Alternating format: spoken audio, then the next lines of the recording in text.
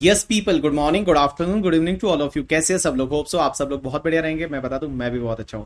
तो मैंने सोचा कि बहुत सारे टॉपिक ऐसे होते हैं जो बहुत छोटे छोटे टॉपिक है और लास्ट डे पे आपसे रिवाइज नहीं हो पाते। तो क्यों ना मैं उसके कुछ ऐसे क्वेश्चंस आपको करा लूं जिससे कि लास्ट डे पे जाते जाते एटलीस्ट अगर आप ये क्वेश्चन देख के चले जाओ तो एग्जाम में आपका एटलीस्ट 10 to 15 मार्क्स है वो आपको एडिशनल मार्क्स मिल जाए। ठीक है, तो चलिए अपन एक काम करते हैं, ज्यादा टाइम इसमें वेस्ट नहीं करेंगे और सीधा कॉन्सेप्ट पे चलेंगे, क्वेश्चन पे चलेंगे। क्वेश्चन क्या है और उसका आंसर आपको एग्जाम में क्या लिख के आना है। ठीक है, तो चलिए सबसे पहले टॉपिक पे आ जाइए, क्लबिंग। और क्लबिंग में मैंने आपको एक क्वेश्चन बताया था, क्वेश्चन नंबर 7 है जो आपको करके जाना है। क्वेश्चन नंबर 7 क्या बोलता है, देखिए।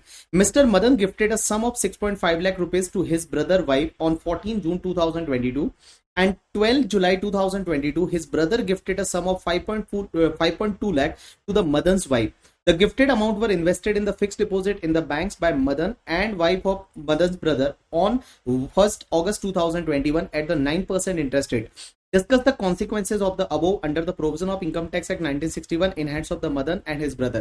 अब एक बात समझना, ये कॉन्सेप्ट आता है क्रॉस गिफ्ट का। और ये क्रॉस गिफ्ट का कॉन्सेप्ट क्या आता है कि जैसे एक बात समझना, यहाँ पे जैसे दे रखा है एक बंदा है जिसका नाम है मदन और उसका भाई है, दैट इज उसका भाई अपन बोल देते हैं ब्रो।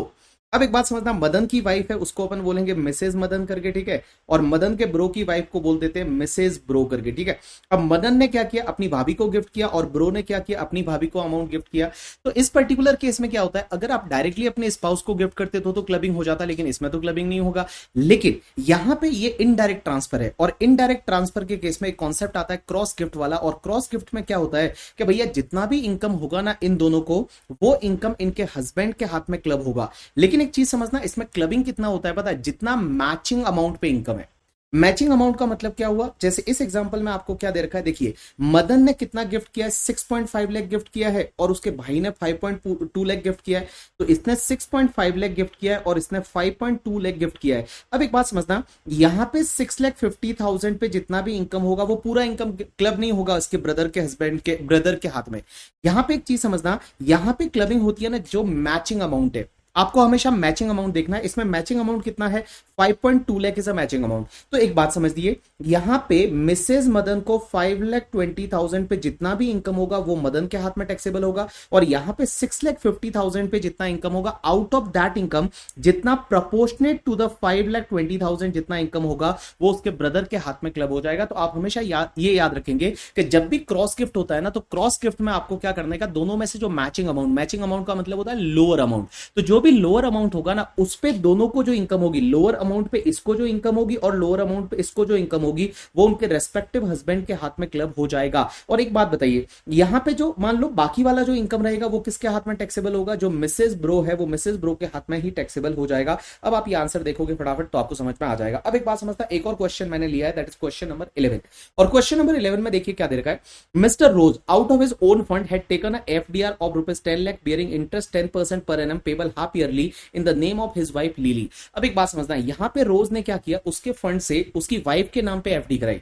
तो वाइफ के नाम पे एफडी करवाई 10 लाख रुपीज की, 10% का इंटरेस्ट रेट है, तो इसका मतलब 1 लाख रुपीज इंटरेस्ट आएगा। और ये 1 लाख रुपीज इंटरेस्ट है वो किसके हाथ में क्लब हो जाएगा, रोज के हाथ में क्लब हो जाएगा। क्योंकि सेक्शन 64 सब सेक्शन 1 का क्लॉज नंबर 4 ये बोलता है कि अगर आप अपने स्पाउस को कोई भी असेट ट्रांसफर करते हो तो उससे जो भी इनकम होती है वो इस इनकम जो है वो मिलेगी तो आपके स्पाउस को, बट वो आपके हाथ में क्लब हो जाएगी। The interest earned during the financial year is 1 lakh rupees was invested by Lily in the business of packaged spices, which resulted a net profit of 55,000 for the year ended 31st March 2023. How shall the interest on FDR and income from businesses taxed in for the assessment year 23-24? अब एक बात समझना, यहां पे रोज ने क्या किया, रोज ने अपनी वाइफ को 10 लाख रुपए गिफ्ट किया कुल मिला के। और एक और चीज समझना, जब भी गिफ्ट होता है या इनएडिक्वेट कंसिडरेशन से ट्रांसफर होता है वहीं पे क्लबिंग होता है। तो 10 लाख पे जो 10% की रेट से इंटरेस्ट आया ना 1 लाख रुपीज, ये 1 लाख रुपीज तो रोज के हाथ में टैक्सेबल हो जाएगा, क्लब हो जाएगा रोज के हाथ में। लेकिन एक चीज समझता है, ये 1 लाख रुपीज वापस बिजनेस में इन्वेस्ट हुआ और उस पर 55,000 का इनकम हुआ, क्या ये रोज के हाथ में क्लब होगा क्या? आंसर इज ना बाबा ना, ये क्लब नहीं होगा। क्योंकि हमेशा ध्यान रखना, आप जो भी असेट ट्रांसफर करते हो उस पर जो इनकम होगी that income is going to be club, but उस इनकम पे वापस इनकम होती है जो एक्रिएटेड इनकम बोलते हैं, वो क्लब नहीं होता है। वो आपकी इनकम जो है वो क्लब नहीं होगी इस पर्टिकुलर केस में। दूसरे टॉपिक पे चलते हैं। दूसरा टॉपिक आपका आता है that is the set of and carry forward of the losses. अब एक बात समझना, set of and carry forward of losses में सीधा क्वेश्चन नंबर 2 पे आ जाइए। क्वेश्चन नंबर 2 ये बोलता है कि ABC limited was amalgamated with XYZ limited. ABC limited एक कंपनी है जो XYZ लिमिटेड के साथ अमलगमेट हो गई 1/4/2022 को। इसका मतलब आपका प्रीवियस ईयर 22-23 में अमलगमेशन हो रहा है। All the condition of section 2(1)(b) that is amalgamation की सेटिस्फाइड करते हैं। ABC Limited has the following carry forward losses as assessed till the assessment year 22-23। तो एक बात समझना, यहां पे प्रीवियस ईयर 21-22 तक के जो तुम्हारे पुरानी कंपनी है ABC लिमिटेड, उसके ये लॉसेस थे। एक चीज ध्यान रखना, मैंने आपको अमलगमेशन में बताया हुआ है कि जब भी अमलगमेशन होता है ना, तो पुरानी कंपनी के जो लॉसेस होते हैं, बिजनेस के लॉसेस एंड अनएब्सॉर्ब डेप्रिसिएशन है, वो as it is new company carry forward कर लेती है और उसको बिजनेस लॉसेस के केस में फ्रेश 8 इयर्स का टाइम लिमिट मिलता है।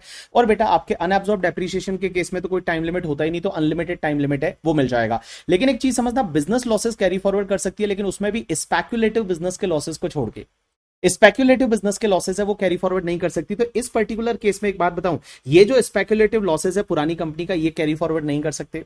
अनएब्सॉर्ब डेप्रिसिएशन कर सकते हैं, answer is yes, unabsorb depreciation कर सकते हैं। Unabsorb expenditure of capital nature of the scientific research. अब एक बात समझना, ये unabsorb expenditure of capital nature on the scientific research है ना, ये आपके अनएब्सॉर्ब डेप्रिसिएशन की तरह ही गवर्न होता है।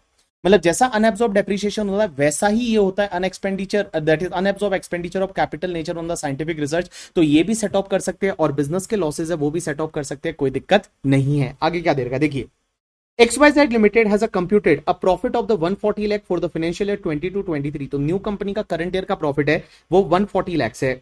Before setting of the eligible losses of the ABC Limited, but after providing the depreciation at the rate 15% per annum on the 150 lakh पे उन्होंने 15% की रेट से depreciation लिया है। Being the consideration at which plant and machinery were transferred to the XYZ Limited, the written down value as per income tax record of the ABC Limited on 31st March 2022 was the 100 lakh। एक बात समझना, जब भी amalgamation होता है और block transfer होता है ना, तो ब्लॉक के केस में बेटा न्यू कंपनी डेप्रिसिएशन किस पे लेगी, जो पुराने वाले का WDV है। तो यहां पे पुराने वाले का WDV कितना है, 100 है, तो डेप्रिसिएशन जो मिलेगा ना आपको, वो आपको 100 पे ही मिलेगा। जो डेप्रिसिएशन जो मिलने वाला है वो डेप्रिसिएशन आपको 100 पे मिलेगा, ना कि 150 पे मिलेगा। तो 150 पे ले रखा है वो गलत ले रखा है, उसको चेंज करेंगे और डेप्रिसिएशन अपन 100 पे लेंगे।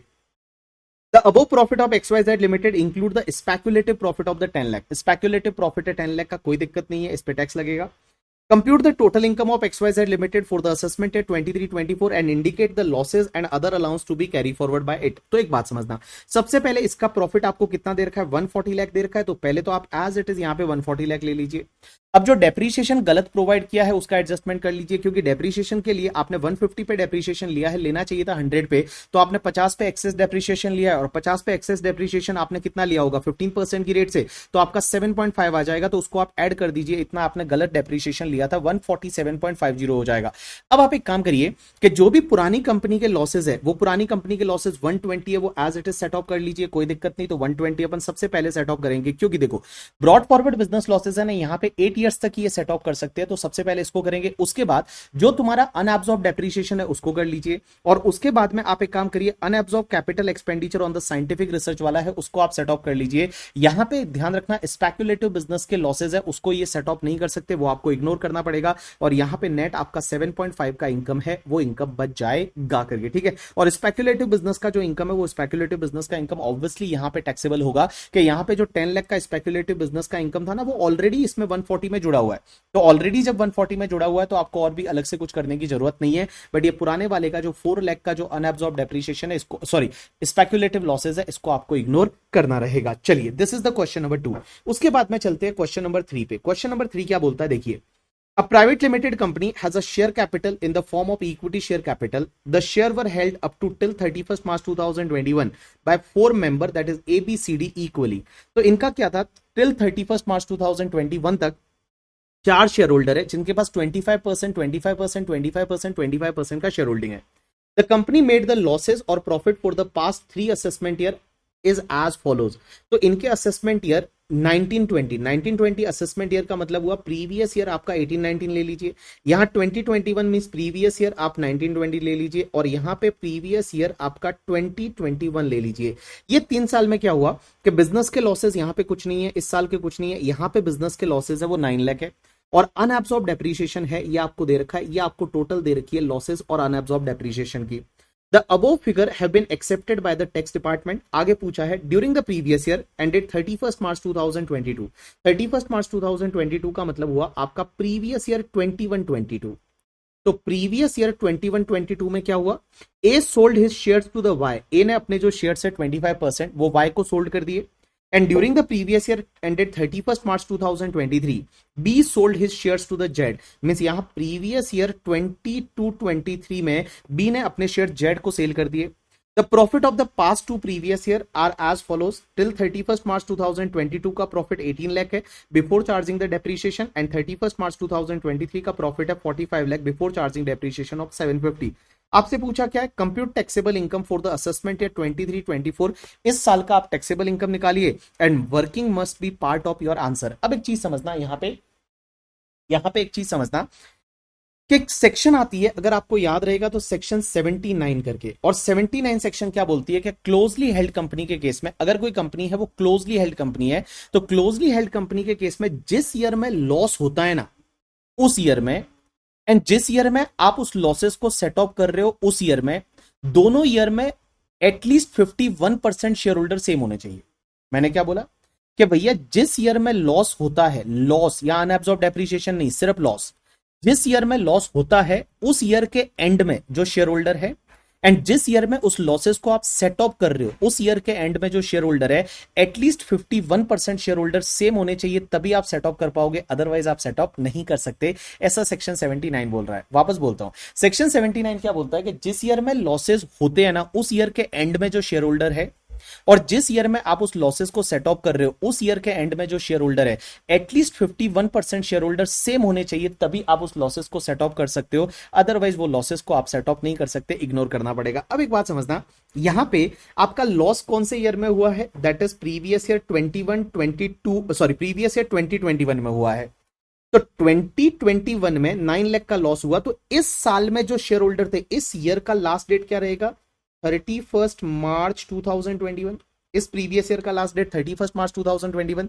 सो 31 मार्च 2021 को जो शेयर होल्डर थे, तो जिस ईयर में आप सेट ऑफ करोगे उस ईयर में जो शेयर होल्डर है, एटलीस्ट 51% शेयर होल्डर सेम होने चाहिए। अब एक बात समझते हैं, सबसे पहले अपन बात कर रहे हैं प्रीवियस ईयर 21-22 की। तो एक बात बताओ, प्रीवियस ईयर 21-22 में क्या हुआ, तो 21-22 में आपका प्रॉफिट कितना हुआ, बिजनेस प्रॉफिट है वो 18 लाख है, और आपके करंट ईयर का डेप्रीशिएशन ऑब्वियसली आप सबसे पहले सेट ऑफ करोगे, क्योंकि सीक्वेंस क्या होता है, पहले करंट ईयर का डेप्रीशिएशन लीजिए, उसके बाद में ब्रॉड फॉरवर्ड बिजनेस लॉसेस लीजिए, और उसके बाद में अनअब्सॉर्ब डेप्रीशिएशन लीजिए। तो अब आपके पास में 9 लाख का प्रॉफिट बच गया। ठीक है, अब एक बात बताओ, इस साल में 9 लाख का प्रॉफिट बचा, क्वेश्चन ये आता है कि क्या सर जो हमारे लॉसेस है ये वाले 9 लाख, क्या इसको सेट ऑफ कर सकते हैं या नहीं। तो आपको यह देखना पड़ेगा कि 31 मार्च 2021 को जो शेयर होल्डर है, एंड गाइस 31 मार्च 2022 को जो शेयर होल्डर है, मैं जिस ईयर में सेट ऑफ कर रहे हो उस ईयर के एंड में जो शेयर होल्डर है, एटलीस्ट 51% शेयर होल्डर सेम होने चाहिए। तो यहां पे देखिए एक टेबल मैंने दे रखी है, यहां पे ईयर एंडेड 31 मार्च 2021 को ये शेयर होल्डर 4 थे। अब एक बात समझना, इस साल में ये ए ने अपने शेयर वाई को बेच दिए, और अगले साल जाके इसने बी ने अपने शेयर जेड को बेच दिए। अब एक बात बताओ, ये लॉस कौन से ईयर में हुआ था, प्रीवियस ईयर आपका 2021 में हुआ था, और इसको सेट ऑफ ले रहे हो प्रीवियस ईयर 21-22 में। तो एक बात बताओ, इन दोनों सालों में क्या आपके 51% शेयर होल्डर सेम है या नहीं, आंसर इज है ना। यहां तो 51% और मोर नहीं, यहां तो 75% शेयर होल्डर सेम है। मैं जिस ईयर में लॉस हुआ था उस ईयर में देखिए बी सी डी के पास में जो शेयर होल्डिंग थी वो 75% थी, और आप सेट ऑफ कर रहे हो उस ईयर में भी बी सी डी के पास में 75% है। तो यहां पे 75% की शेयर होल्डिंग सेम है, तो ये लॉसेस आप सेट ऑफ कर सकते हैं, कोई दिक्कत नहीं। तो आप एक काम करिए, इस 9 लाख को सेट ऑफ कर दीजिए, आपका इस साल का इनकम निल हो जाएगा। अब एक बात समझना, उसके बाद में अगले साल का प्रॉफिट हुआ 45 लाख, 45 लाख का प्रॉफिट ले लीजिए, इस साल का डेप्रीशिएशन है वो 750 है, इतना बचा। अब एक बात बताओ, पुराना अनअब्सॉर्ब डेप्रीशिएशन आप सेट ऑफ कर सकते हो, अनअब्सॉर्ब डेप्रीशिएशन के लिए एक कंडीशन नहीं है, ये जो 51% वाली कंडीशन है that is not applicable for the unabsorb depreciation, ये अनअब्सॉर्ब डेप्रीशिएशन के केस में नहीं है। तो ये जितने भी अनअब्सॉर्ब डेप्रीशिएशन आपको दिख रहे हैं, आप इसका सेट ऑफ ले सकते हैं, कोई दिक्कत नहीं है। देखिए अनअब्सॉर्ब डेप्रीशिएशन में 15 लाख लिया, 12 लाख लिया, और 9 लाख है वो अपन ने ले लिया। चलिए उसके बाद में अगर मैं set of carry forward topic की बात करूं तो एक और क्वेश्चन पे आ जाइए, that is the question number 12 करके। और क्वेश्चन नंबर 12 क्या बोलता है, देखिए JKLM एक पार्टनरशिप फर्म है consisting of the four partner namely JKL and M. They share the profit and losses equally during the year ended 31 March 2022 में उनका PSR है वो इक्वल था. The assessed business loss of the firm for the assessment year 22-23 means last year का उनका जो loss है वो लॉस आपको दे रखा है कितना पता है, which is entitled to carry forward amounting 3,60,000 का लास्ट ईयर का लॉस है. A new deed of the partnership was executed amongst JKLM on 1/4/2022. इस साल में एक नया पार्टनरशिप डीड बनाया in terms of which they agree to share profit and losses in the ratio of 15:15:20:50 respectively. Means इन्होंने इस साल में PSR चेंज कर दिया. Compute the amount of business losses relating to the assessment year 22-23 which the firm is entitled to set off against the business income for the assessment year 23-24. The business income of the firm for the assessment year 23-24 इस साल का 3,30,000 है. Your answer should be supported by the reason. अब एक बात समझना, यहाँ पे इस साल में PSR चेंज हुआ. अब एक बात समझना, एक सेक्शन हुआ करती है सेक्शन 78 सबसेक्शन 1 करके, ये मैंने आपको पार्टनरशिप फॉर्म में बताई थी. और ये सेक्शन ये बोलती है कि अगर मान लो कोई भी पार्टनर रिटायर हो जाता है या कोई पार्टनर की डेथ हो जाती है तो उसके हिस्से के जो लॉसेज होते हैं ना, वो losses partnership firm as well as वो पार्टनर कैरी फॉरवर्ड नहीं कर सकता. मींस अगर किसी पार्टनर की डेथ हो जाती है या पार्टनर रिटायर हो जाता है तो उसके हिस्से के लॉसेज है वो partnership firm as well as वो पार्टनर है वो कैरी फॉरवर्ड नहीं कर सकता, वो लैप्स हो जाएंगे. लेकिन एक बात बताओ, क्या यहां पे डेथ हो रही है? क्या आंसर इज नो. यहां पे कोई भी डेथ नहीं हो रही, यहां पे कोई भी रिटायरमेंट नहीं हो रहा, तो ये 3,60,000 के जो टोटल लॉसेज है ये इस साल हम सेट ऑफ कर सकते हैं. 3,30,000 सेट ऑफ कर लेंगे और रिमेनिंग 30,000 का लॉस है that will be carry forward to the next year. वो अगले साल आप कैरी फॉरवर्ड कर लेंगे करके. ठीक है, so hope so you understood this particular point. तो यहां पे सेट ऑफ कर सकते हैं, कोई दिक्कत नहीं है. यहां पे सेक्शन 78(1) है वो एप्लीकेबल नहीं होगी इस पर्टिकुलर केस में. अब आ जाइए सीधा एक topic that is the deduction topic पे. और डिडक्शन पे देखिए एक क्वेश्चन नंबर 5 है. क्वेश्चन नंबर 5 क्या बोलता है? मिस्टर शिवा एज 61 ईयर्स है, has gross total income of 7,75,000 का उसका GTI है, कंप्राइजिंग और income from salary house property से उसका इनकम है जो 7,75,000 है. He has made the following payment and investment, इसने ये पेमेंट किए हैं इन्वेस्टमेंट किए. आपको इसकी टोटल इनकम बतानी है शिवा की. तो शिवा की टोटल इनकम निकालने के लिए 7,75,000 है, ये सीधा आप ग्रॉस टोटल इनकम ले लेंगे. अब देखिए क्या दे रखा है. सबसे पहला, premium paid to insure the life of her major daughter, policy taken on 1/4/2014 and assured value is 1,80,000. 20,000 का उसने पेमेंट किया. अब एक बात समझना, यहां पे क्या होता है कि जब भी अगर आप कोई लाइफ इंश्योरेंस पॉलिसी लेते हो तो पहली चीज है लाइफ इंश्योरेंस पॉलिसी का प्रीमियम पे करना है तो ATC में डिडक्शन मिलेगा. लेकिन पॉलिसी किसके नाम पे होनी चाहिए? या तो एसएससी के नाम पे या स्पाउस के नाम पे या चिल्ड्रन के नाम पे. एक चीज ध्यान रखना, यहां पे कोई डिपेंडेंट वगैरह वर्ड यूज नहीं होता ATC में. ATC में अगर आपका वो चिल्ड्रन है किसी भी एज का हो, भले वो 40 साल का हो, उससे कोई फर्क नहीं पड़ता. मेजर हो, माइनर हो, मैरिड हो, अनमैरिड हो, उससे कोई फर्क नहीं पड़ता. तो अगर आप चिल्ड्रन के नाम पे पॉलिसी लेते हैं तो उस पर्टिकुलर केस में आपको डिडक्शन ATC में मिलेगा लाइफ इंश्योरेंस पॉलिसी के प्रीमियम का. लेकिन एक चीज समझना, अगर पॉलिसी आपने 1/4/2000 एक पता एक वो पॉइंट था कि 1/4/2012 से पहले ले रखा है करके, ठीक है, तो उस पर्टिकुलर केस में आपका 20% ऑफ पॉलिसी वैल्यू का ही आपको डिडक्शन मिलेगा. बट 1/4/2012 के बाद में ले रखा है तो पॉलिसी वैल्यू का आपको कितना मिलेगा? 10% तक आपको डिडक्शन मिलेगा. तो अब एक बात समझिए, यहां पे 1,80,000 है ये पॉलिसी वैल्यू है, आपने 20,000 का प्रीमियम पे किया, कितना मिलेगा? मैक्सिमम 18,000 का डिडक्शन मिलेगा. That is the 10% of 1,80,000 under section 80C करके. उसके बाद में देखिए आगे क्या दे रखा है. Medical insurance premium paid for the self is 12,000 and spouse के लिए 14,000 का मेडिकल इंश्योरेंस प्रीमियम पे किया. अब एक बात बताओ, मेडिकल इंश्योरेंस प्रीमियम पे किया, इसका डिडक्शन आपको कौन सी सेक्शन में मिलेगा? 80D में मिलेगा.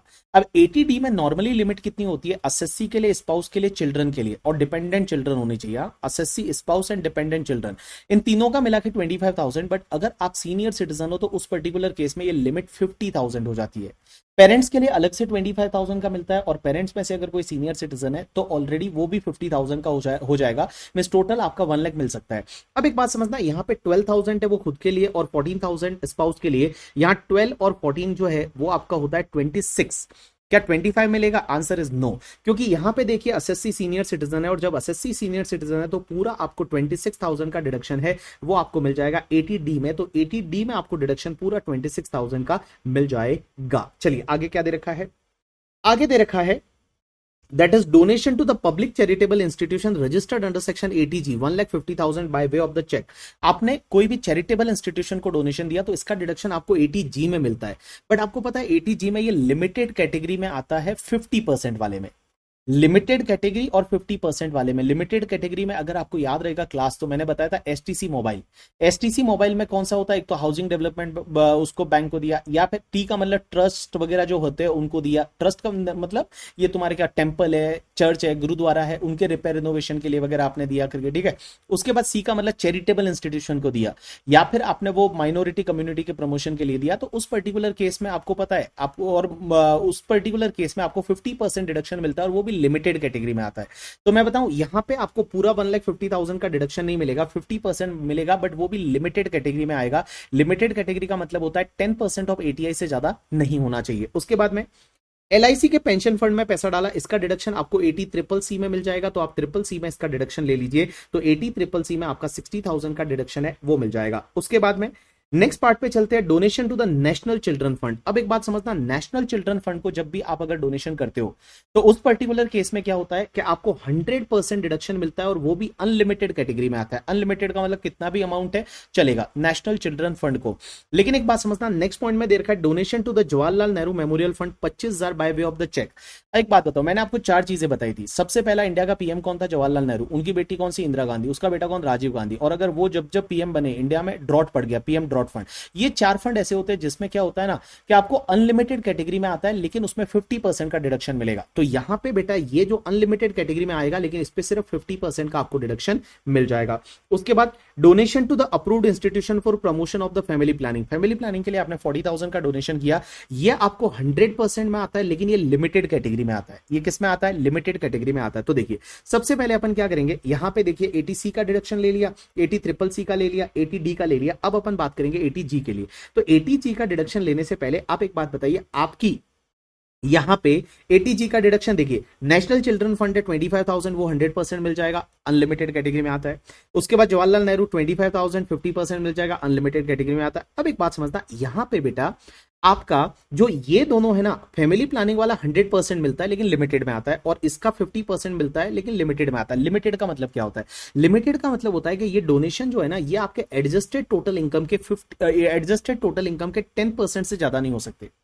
अब आप बोलोगे यहां पे एडजस्टेड टोटल इनकम क्या होगा, तो एडजस्टेड टोटल इनकम का मतलब आप ग्रॉस टोटल इनकम ले लीजिए, और ग्रॉस टोटल इनकम में से आप एक काम करिए, एक तो स्पेशल रेट्स वाली इनकम को हटा दीजिए, और ग्रॉस टोटल इनकम में से जितने डिडक्शन है 80G को छोड़ के बाकी सब डिडक्शन को हटा दीजिए। तो आप एक काम करिए, 775 में से 78 को लेस करेंगे, तो आप 78 और 26 को लेस करेंगे, तो आपके पास में बचेगा 671।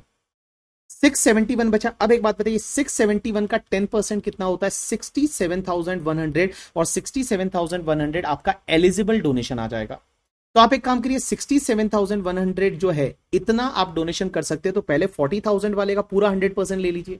अब 40,000 वाले का पूरा आपने 100% ले लिया। अब एक बात बताओ, 40,000 को लेस कर दीजिए, बाकी कितना बचा, 27,100 बचा। तो 27,100 पे आप 50% ले लीजिए, 13,550 आ जाएगा, तो 91,050 है, इतने का आपको यहां पे डिडक्शन मिल जाएगा अंडर सेक्शन 80G करके, ठीक है। चलिए उसके बाद में नेक्स्ट क्वेश्चन पे चलते हैं, क्वेश्चन नंबर 6 करके। और क्वेश्चन नंबर 6 है वो स्टार्टअप से रिलेटेड क्वेश्चन है, कि जो स्टार्टअप होते हैं ना, स्टार्टअप को डिडक्शन मिलता है कि 10 ईयर्स में से किसी भी 3 कॉन्जिक्यूटिव ईयर्स के लिए आप 100% डिडक्शन ले सकते हैं अंडर सेक्शन 80 IAC करके। तो देखिए ये क्वेश्चन क्या बोलता है, A Limited was incorporated on 1/4/2022 to carry out eligible business for the innovation, development or improvement of product process or service or a scalable business model with the high potential of employment generation and wealth creation। कुल मिला के startup की बात कर रहा है। It hold a certificate of eligible business from the notified IMBC, ये inter ministerial board of certification से उनके पास स्टार्टअप का सर्टिफिकेट भी है। The total turnover and profit and gain from such businesses आपको प्रीवियस से 22-23 से लेके 31-32 तक आपको दे रखा है। आपसे पूछा है कि इज द बेनिफिट अवेलेबल, क्या इनको कोई बेनिफिट मिलेगा या नहीं मिलेगा। तो देखिए यहां पे सबसे पहले एक सेक्शन हुआ करती है, दैट इज द 80 IAC, और 80 IAC क्या बोलती है कि अगर ये 4 कंडीशन सेटिस्फाइड होनी चाहिए। पहली कंडीशन तो ये है कि भैया वो स्टार्टअप होना चाहिए। दूसरी कंडीशन ये है उसका इनकॉर्पोरेशन 1/4/2016 से लेके 31 मार्च 2023 के बीच में होना चाहिए। उसका टर्नओवर किसी भी साल में 100 करोड़ से ज्यादा नहीं होना चाहिए, और उसके पास में सर्टिफिकेट होना चाहिए एलिजिबल बिजनेस का। अगर ये कंडीशन सेटिस्फाइड हो जाती है तो आप क्या करोगे पता है, 10 ईयर्स में से जिस ईयर में आपका ये जो स्टार्टअप है ये इनकॉर्पोरेट होता है, उस ईयर से लेके और जो 10 ईयर्स होते हैं, टोटल 10 ईयर्स में से कोई भी 3 ईयर्स के लिए आप अपनी इनकम पे 100% डिडक्शन ले सकते हैं। अपनी इनकम पे 100% डिडक्शन है, वो ले सकते हैं 10 ईयर्स में से किसी भी 3 कॉन्जिक्यूटिव ईयर्स के लिए। अब एक बात बताओ, अगर मैं यहां पे ईयर्स की बात करूं, मैंने यहां पे 10 ईयर्स दिए, यहां से लेके और यहां 10 ईयर्स, आप कौन से 3 ईयर्स लेना पसंद करोगे? ऑब्वियसली पहले साल लॉस हुआ, डिडक्शन का सवाल ही नहीं होता, दूसरे साल भी लॉस हुआ, डिडक्शन का सवाल नहीं होता। अब आप क्या करोगे, इसके आगे जितने भी ईयर्स है इसमें से कोई भी 3 कॉन्जिक्यूटिव ईयर्स के लिए ले लीजिए, और देखिए किसी भी ईयर में आपका टर्नओवर 100 करोड़ से ज्यादा नहीं है, तो आप एक काम करिए, यहां पे इस ईयर के लिए डिडक्शन ले लीजिए, इस ईयर के लिए ले लीजिए, इस ईयर के लिए ले लीजिए, तो 3 कॉन्जिक्यूटिव ईयर के लिए आप डिडक्शन ले सकते हैं। क्या हम ऐसा भी कर सकते हैं, इन 3 ईयर्स के लिए ले सकते हैं? आंसर इज यस, आप ले सकते हैं। क्या हम ऐसा कर सकते हैं, इन 3 ईयर्स के लिए ले सकते हैं? आंसर इज यस, ले सकते हैं। बट क्या इस साल और इस साल ऐसा कर सकते हैं? Answer is no. यहां पे कॉन्जिक्यूटिव बोला हुआ है, 3 कॉन्जिक्यूटिव ईयर के लिए आपको डिडक्शन लेना पड़ेगा। तो यहां 10 ईयर्स में से कोई भी 3 ईयर्स के लिए आप ले सकते हैं, बट ये डिडक्शन मिलेगा ना, वो आपकी इनकम पे मिलेगा after setting of this losses. ये लॉसेस है वो सेट ऑफ कर लोगे, उसके बाद में जो इनकम बचेगा उस पे आपको ये डिडक्शन मिल जाएगा। चलिए, उसके बाद में डिडक्शन टॉपिक में एक और अगर मैं आपको क्वेश्चन कराना चाहूं, तो एक और क्वेश्चन मैं आपको कराऊंगा, दैट इज क्वेश्चन नंबर सीधा आ जाइए क्वेश्चन नंबर 19 पे। और question number 19 is related to, ये जो क्वेश्चन है ना, ये आपकी 2 सेक्शन से रिलेटेड है। एक तो 80 आपका EEA करके, और एक सेक्शन हुआ करता है 80 EEB करके, उन 2 सेक्शन से रिलेटेड है। चलो एक काम करता हूं, मैं पहले आपको 80 EEA और 80 EEB जो है उसको रिवाइज करवा देता हूं। तो 80 EEA सेक्शन क्या बोलती है? Deduction in respect of interest on housing loan. अगर आप हाउसिंग लोन लेते हो तो हाउसिंग लोन का इंटरेस्ट है, उसका डिडक्शन यहां पे मिलेगा। किसको मिलेगा? सिर्फ इंडिविजुअल को मिलेगा। मैक्सिमम डिडक्शन कितना मिलता है? 1,50,000 का यहां पे मिलेगा। लेकिन आप मुझे बोलोगे सर एक बात बताइए, हाउसिंग लोन का इंटरेस्ट है, उसका डिडक्शन तो हाउस प्रॉपर्टी में मिलेगा। आंसर इज यस, उसका डिडक्शन हाउस प्रॉपर्टी में मिलेगा। बट एसओपी के केस में you know that house property में मैक्सिमम 2 लाख का मिलता है। अगर एलओपी है, लेट आउट प्रॉपर्टी, या deem to be let out property है, उस केस में तो पूरा मिल जाता है। लेकिन एसओपी के केस में, सेल्फ ऑक्यूपाइड प्रॉपर्टी के केस में, मैक्सिमम आपको 2 लाख का वहां पे मिलता है। तो 2 लाख का आप वहां पे ले लीजिए, और बाकी वाला डिडक्शन है वो आप 80 EEA में ले सकते हैं 1,50,000 का। लेकिन यहां पे कुछ कंडीशन है। पहली कंडीशन क्या है पता है? कि भैया ये जो लोन लेना है ना, आपको सिर्फ बैंक से लेना है या फाइनेंशियल इंस्टीट्यूशन से लेना है? तो बैंक या फाइनेंशियल इंस्टीट्यूशन से आपको लोन लेना पड़ेगा। दूसरी कंडीशन ये है कि स्टैंप ड्यूटी वैल्यू उस प्रॉपर्टी की 45 लाख से ज्यादा नहीं होनी चाहिए, it should be up to 45 lakh. तीसरी कंडीशन ये है कि 1/4/2019 से लेकर 31 मार्च 2022 के बीच में ये लोन सैंक्शन होना चाहिए।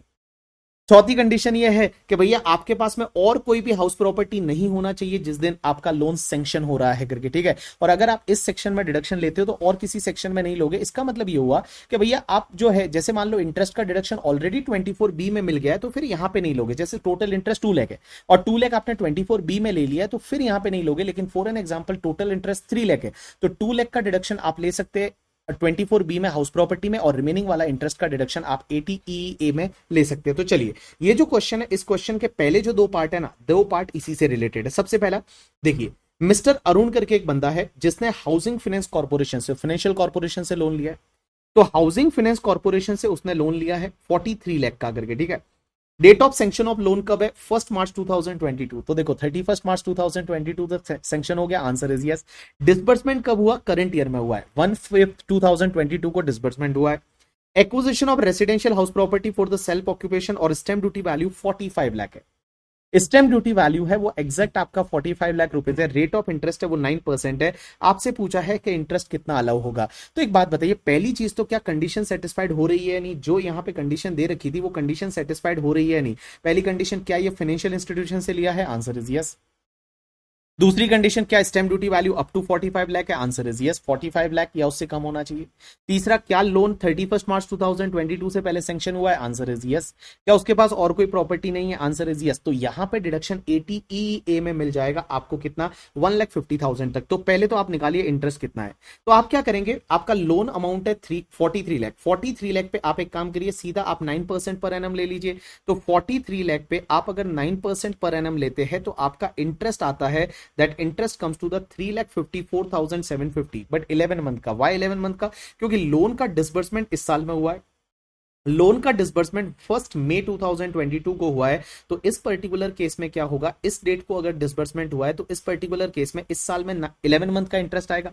तो 11 मंथ का आपका जो इंटरेस्ट आता है वो 354,750 आता है। इसमें से 2 लाख का डिडक्शन तो आप हाउस प्रॉपर्टी में ले लीजिए, और 1,50,000 का डिडक्शन है वो आप यहां पे ले लीजिए 80 EEA में ले लीजिए, 80 EEA में ले लीजिए करके, ठीक है। चलिए, उसके बाद में नेक्स्ट आता है मिस्टर वरुण।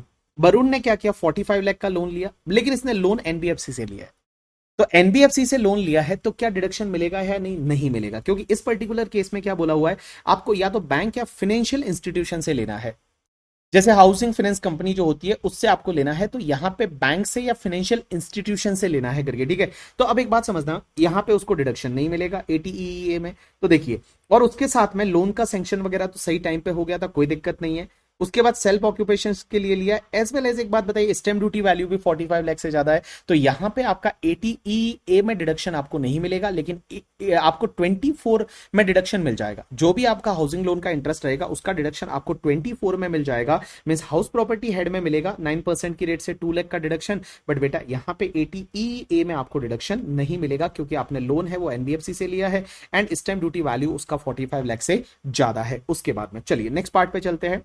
यहां पे चेतन ने क्या किया, इलेक्ट्रिक व्हीकल के लिए लोन लिया। एक चीज ध्यान रखना, यहां पे इलेक्ट्रिक व्हीकल से रिलेटेड एक सेक्शन होती है एटीईबी करके, और ये सेक्शन ये बोलती है कि अगर कोई इंडिविजुअल है वो यहाँ 1,50,000 का इलेक्ट्रिक व्हीकल के लिए लोन लिया है, उसके इंटरेस्ट का डिडक्शन ले सकता है। लेकिन यहाँ कंडीशन है, कंडीशन क्या है कि लोन किससे लेना चाहिए, बैंक से या फाइनेंशियल इंस्टीट्यूशन से, इंक्लूडिंग एनबीएफसी। यहां एनबीएफसी चलेगा, इस पर्टिकुलर केस में एनबीएफसी चलेगा, तो फाइनेंशियल इंस्टीट्यूशन इंक्लूडिंग एनबीएफसी से लिया और या बैंक से लिया है।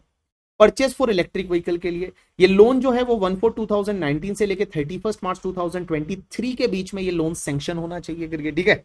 और बेटा इसका डिडक्शन अगर मान लो आप पीजीबीपी वगैरह में ले लेते हो तो फिर यहां पे डिडक्शन आपको नहीं मिलेगा। तो चलिए, लेकिन लोन कब सैंक्शन होना चाहिए, 1/4/2019 से लेके 31 मार्च 2023 के बीच में। तो चलिए, इस क्वेश्चन में क्या हुआ, चेतन ने 20 लाख रुपए का लोन लिया है और ये लोन एनबीएफसी से लिया, इसमें चलेगा। सैंक्शन कब हुआ है, 1/4/2021 को, कोई दिक्कत नहीं है, चलेगा।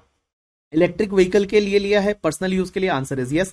22 लाख पे 10% की रेट से आप इंटरेस्ट ले लीजिए। लास्ट ईयर में डिसबर्समेंट हो चुका था, तो 22 लाख पे 10% आता है 2,20,000 का इंटरेस्ट। तो 2,20,000 का आपका टोटल इंटरेस्ट है। 20 लाख पे 10%, 22 लाख पे 10%, यहाँ पे होना चाहिए बेसिकली 20 लाख पे 10% लिया है। अच्छा, लोन का अमाउंट 20 लाख है, तो 20 लाख पे 10% 2 लाख होता है, बट 1,50,000 का डिडक्शन आपको यहाँ पे मिल जाएगा। लास्ट वाला पॉइंट, इसमें दिनेश करके जिसने 12 लाख का लोन लिया पब्लिक सेक्टर बैंक से, कोई दिक्कत नहीं, लेकिन इसका लोन सैंक्शन हुआ है 30 मार्च 2019 को। एक बात बताइए, 30 मार्च 2019 को सैंक्शन हुआ है, तो इसमें एटीईबी का डिडक्शन नहीं मिलेगा, क्योंकि लॉ क्या बोलता है, लोन सैंक्शन होना चाहिए 1/4/2019 से लेके और 31 मार्च 2023 के बीच में। इस पर्टिकुलर पीरियड में लोन सैंक्शन होना चाहिए, तो लोन इस पर्टिकुलर पीरियड में सैंक्शन नहीं हुआ, तो यहां पे इसको एटीईबी का डिडक्शन है वो आपको नहीं मिलेगा। एक और चीज ध्यान रखना, एग्जाम में कभी भी इलेक्ट्रिक व्हीकल आता है ना, तो उस पर डेप्रीशिएशन का रेट 40% रहेगा। इलेक्ट्रिक व्हीकल पे आप 40% की रेट से डेप्रीशिएशन लेंगे, तो जब भी एग्जाम में क्वेश्चन आ जाए इलेक्ट्रिक व्हीकल का डेप्रीशिएशन का रेट है वो आप क्या लेंगे, 40% की रेट से लेंगे। डिडक्शन टॉपिक में एक और चीज ध्यान रखना, एक तो आपको सुपर 30 में जो क्वेश्चन दे रखा है ना कोऑपरेटिव सोसाइटी का, जो एटीपी वाला, वो आप कर लेना करके, ठीक है। और उसके साथ साथ में आपके इस बार आरटीपी, जो आरटीपी आया था मई 2023 वाला, उसमें भी एक कोऑपरेटिव सोसाइटी का क्वेश्चन है। कोऑपरेटिव का क्वेश्चन जो है कोऑपरेटिव सोसाइटी वाला, वो आपको करके जाना है, बिकॉज एग्जाम में आने वाला है करके, ठीक है। चलिए, उसके बाद में हम आगे चलते हैं और गार टॉपिक पे चलते हैं। और गार में दूसरा क्वेश्चन क्या है, देखिए क्वेश्चन नंबर 2 आपसे बोला है, specify with reason whether the following acts can be consider as tax planning और टैक्स मैनेजमेंट और टैक्स इवेजन। अब एक बात समझना, टैक्स प्लानिंग क्या होता है, टैक्स मैनेजमेंट क्या होता है, टैक्स इवेजन क्या होता है। टैक्स प्लानिंग का मतलब होता है कि आपको जो भी एग्जेम्पशन दे रखी है, डिडक्शन दे रखी है, बेनिफिट्स दे रखे हैं, उसका बेस्ट यूटिलाइजेशन करना, that is called tax planning. जैसे आप एटीसी का डिडक्शन लेते हो, पीपीएफ में इन्वेस्ट करते हो आप, ये टैक्स प्लानिंग है। आप जैसे मान लो 54 का एग्जेम्पशन ले लेते हो, वो प्लानिंग है, that is called tax planning. अब टैक्स मैनेजमेंट क्या होता है कि अगर आप टीडीएस टाइम पे जमा कराओ, आप अपना इनकम टैक्स रिटर्न टाइम पे फाइल करो करके, ठीक है। अगर मान लो कोई भी बैंक है उसको 15G 15H फॉर्म मिलते हैं, वो आप इनकम टैक्स डिपार्टमेंट को टाइम पे सबमिट करो, that is called tax management. और एक होता है टैक्स इवेजन। टैक्स इवेजन का मतलब तो क्या होता है कि आप फ्रॉड करना, जैसे आपने बोगस खर्चे डाल दिए करके, ठीक है, बोगस एक्सपेंडिचर जो डाल दिया आपने, या अपनी सेल्स को रिड्यूस कर दिया, सेल्स को रिकॉर्ड ही नहीं किया, that is called tax evasion. Law में देखना, टैक्स प्लानिंग है वो सबसे अच्छी चीज है, टैक्स मैनेजमेंट है वो भी अलाउ है, टैक्स इवेजन है वो अलाउ नहीं है, टैक्स इवेजन में पेनल्टी लगती है। एक और कॉन्सेप्ट आता है टैक्स अवॉइडेंस। टैक्स अवॉइडेंस क्या होता है बताए, कि लॉ के लूपहोल के मजे लेने, लॉ में जो लूपहोल्स होते हैं ना, लूपहोल्स के मजे लेने और गलत यूज करना लॉ का। अगर लॉ में कुछ भी ऐसी चीज रह गई है जिसका गलत यूज करना, that is called tax avoidance करके। चलिए यहां तो आपको तीन ही पूछा है, टैक्स प्लानिंग कौन सा है, टैक्स मैनेजमेंट कौन सा है, एंड टैक्स इवेजन कौन सा है। चलिए सबसे पहले पॉइंट पे चलते हैं। पहला पॉइंट बोलता है Mr. P deposited 1 lakh in the PPF account so as to reduce his total income from 3,40,000 to 2,40,000। आप एक बात बताओ, पीपीएफ में इन्वेस्ट कर रहे हो तो ये आप क्या कर रहे हो, टैक्स प्लानिंग कर रहे हो। It is a tax planning, तो ये तुम्हारे जाएगा टैक्स प्लानिंग में जाएगा। किस में जाएगा, टैक्स प्लानिंग में। उसके बाद SQL Limited maintain a register of tax deduction at source affected by it to enable timely compliance। वो क्या करते हैं, जिनका जिनका TDS काटा है उसका एक रजिस्टर मेंटेन करते हैं जिससे कि टाइमली कंप्लायंस हो सके। तो ये क्या हो सकता है, ये टैक्स मैनेजमेंट है। क्या कर रहे हैं, टैक्स मैनेजमेंट। उसके बाद an individual tax payer making the tax saver deposit of 1 lakh in the nationalise bank. ये आपने एटीसी का डिडक्शन लेने के लिए आपने क्या किया, टैक्स सेवर डिपॉजिट किया, तो ये क्या है, टैक्स प्लानिंग है। ये तुम्हारा टैक्स प्लानिंग हो जाएगा। उसके बाद A partnership firm obtaining a declaration from the lender or depositor in the form number 15G 15H and forwarded the same to the income tax authority। ये आप क्या कर रहे हो, 15G 15H लेते हो और उसको फिर फॉरवर्ड कर देते हो इनकम टैक्स डिपार्टमेंट को। तो ये आप क्या कर रहे हो, टैक्स मैनेजमेंट कर रहे हो। ये टैक्स मैनेजमेंट में जाएगा। उसके बाद A company installed a AC costing 75,000 at the residence of the director as per the terms of his appointment। तो क्या होता है ना कि डायरेक्टर के घर पे उन्होंने एक एसी लगाया और it is called like furnish home दे दिया, जिसमें फर्निश में आपको बहुत सारी चीजें फर्निश रहती है, तो फर्निश होम दे दिया डायरेक्टर को।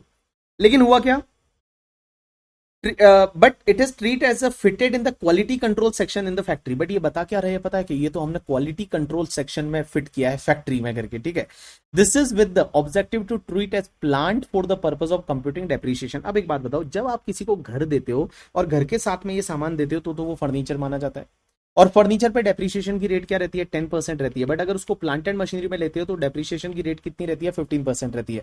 अब ये लोग क्या कर रहे हैं, 10% की डेप्रिसिएशन रेट मिलनी चाहिए, उसकी जगह 15% की डेप्रिसिएशन रेट क्लेम कर रहे हैं और ये गलत बता के। तो ये तुम्हारा क्या हो जाएगा, टैक्स अवॉइडेंस हो जाएगा। क्या हो जाएगा, टैक्स अवॉइडेंस नहीं, टैक्स इवेजन हो जाएगा। अवॉइडेंस भी नहीं, ये तो तुम्हारा टैक्स क्या हो जाएगा, इवेजन हो जाएगा। This is called your tax evasion. Next part देखिए क्या दे रखा है, RR Limited issue a credit note of 80,000 as a brokerage payment to the Ramanna, who is the son of managing director of the company.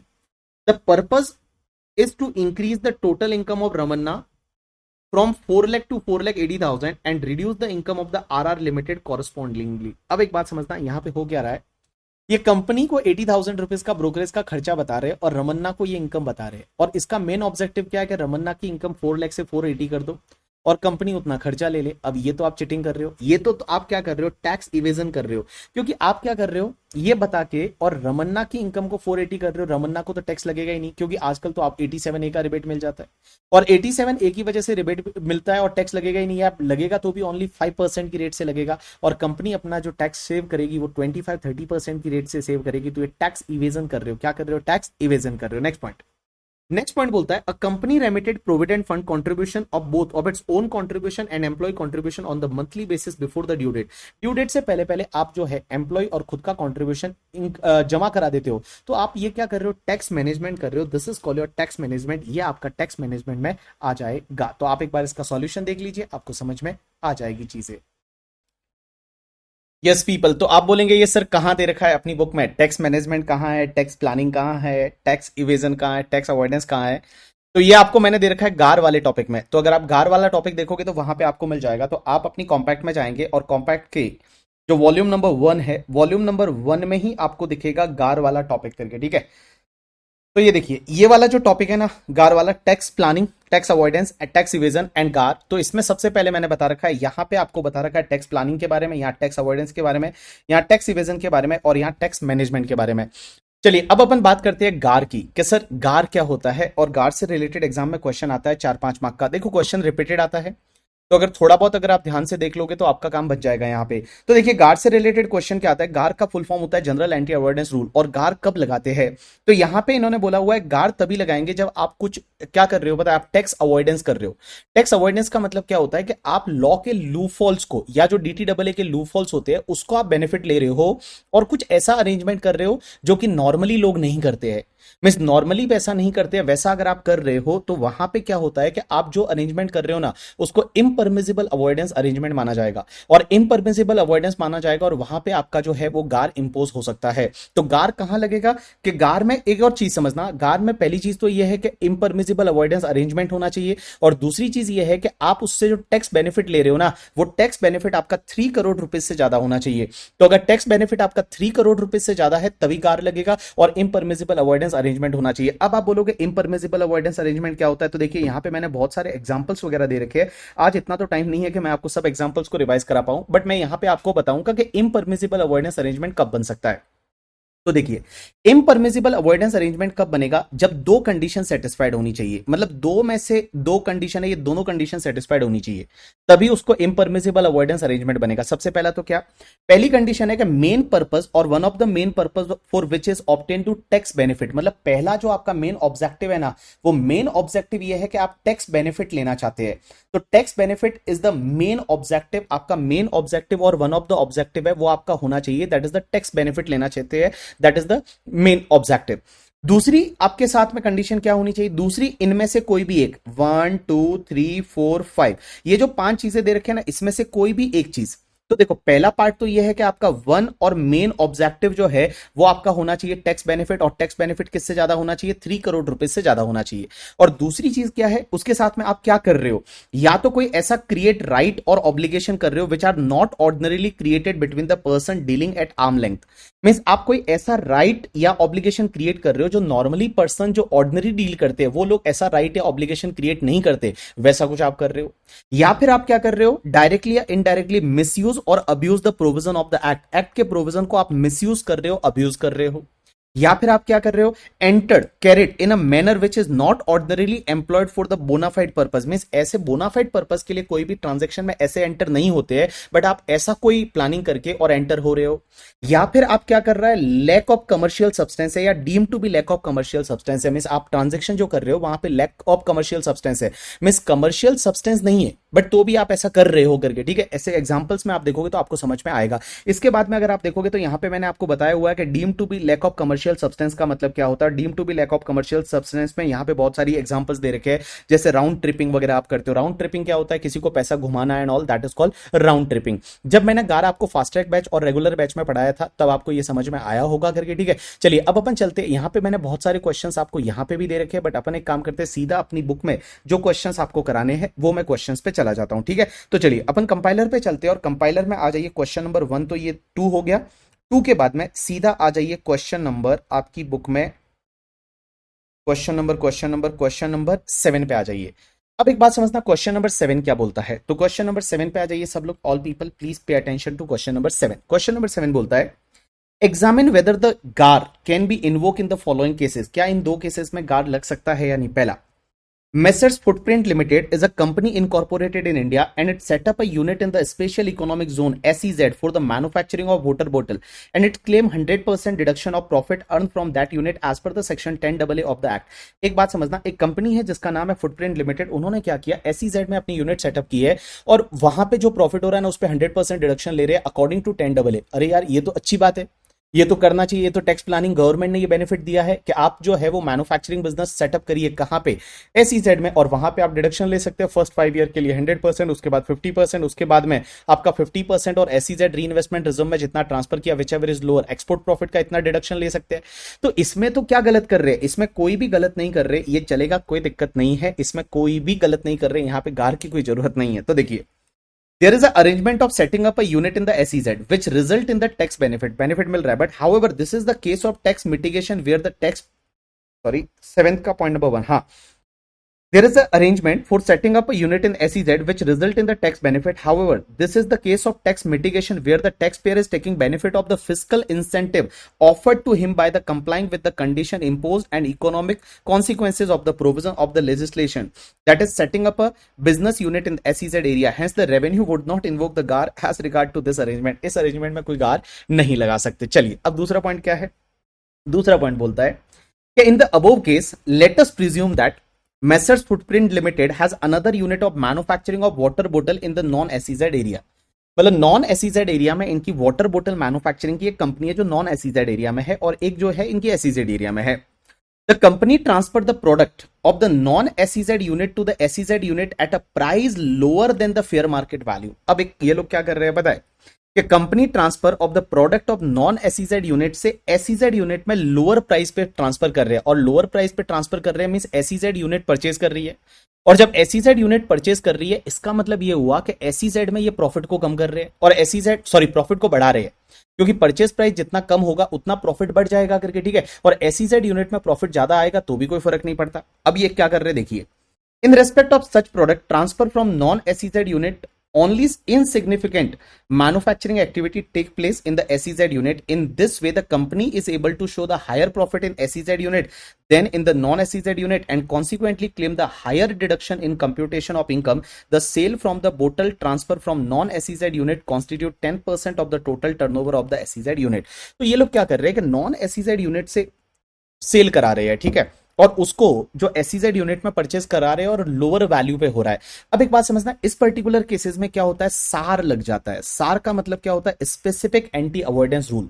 और specific anti avoidance rules में मैं आपको बताऊं, अगर कोई भी ऐसी यूनिट है जो ये इनकम बेस्ड डिडक्शन ले रही है, जैसे एटीआईए वगैरह वाले, एटीआईए एटीआईबी या 10AA का डिडक्शन लेती है, और वो क्या करते हैं अपनी किसी भी कनेक्टेड पर्सन के साथ में ऐसे कोई ट्रांजेक्शन करते हैं जिससे कि ये प्रॉफिट को इन्फ्लेट कर रहे हैं।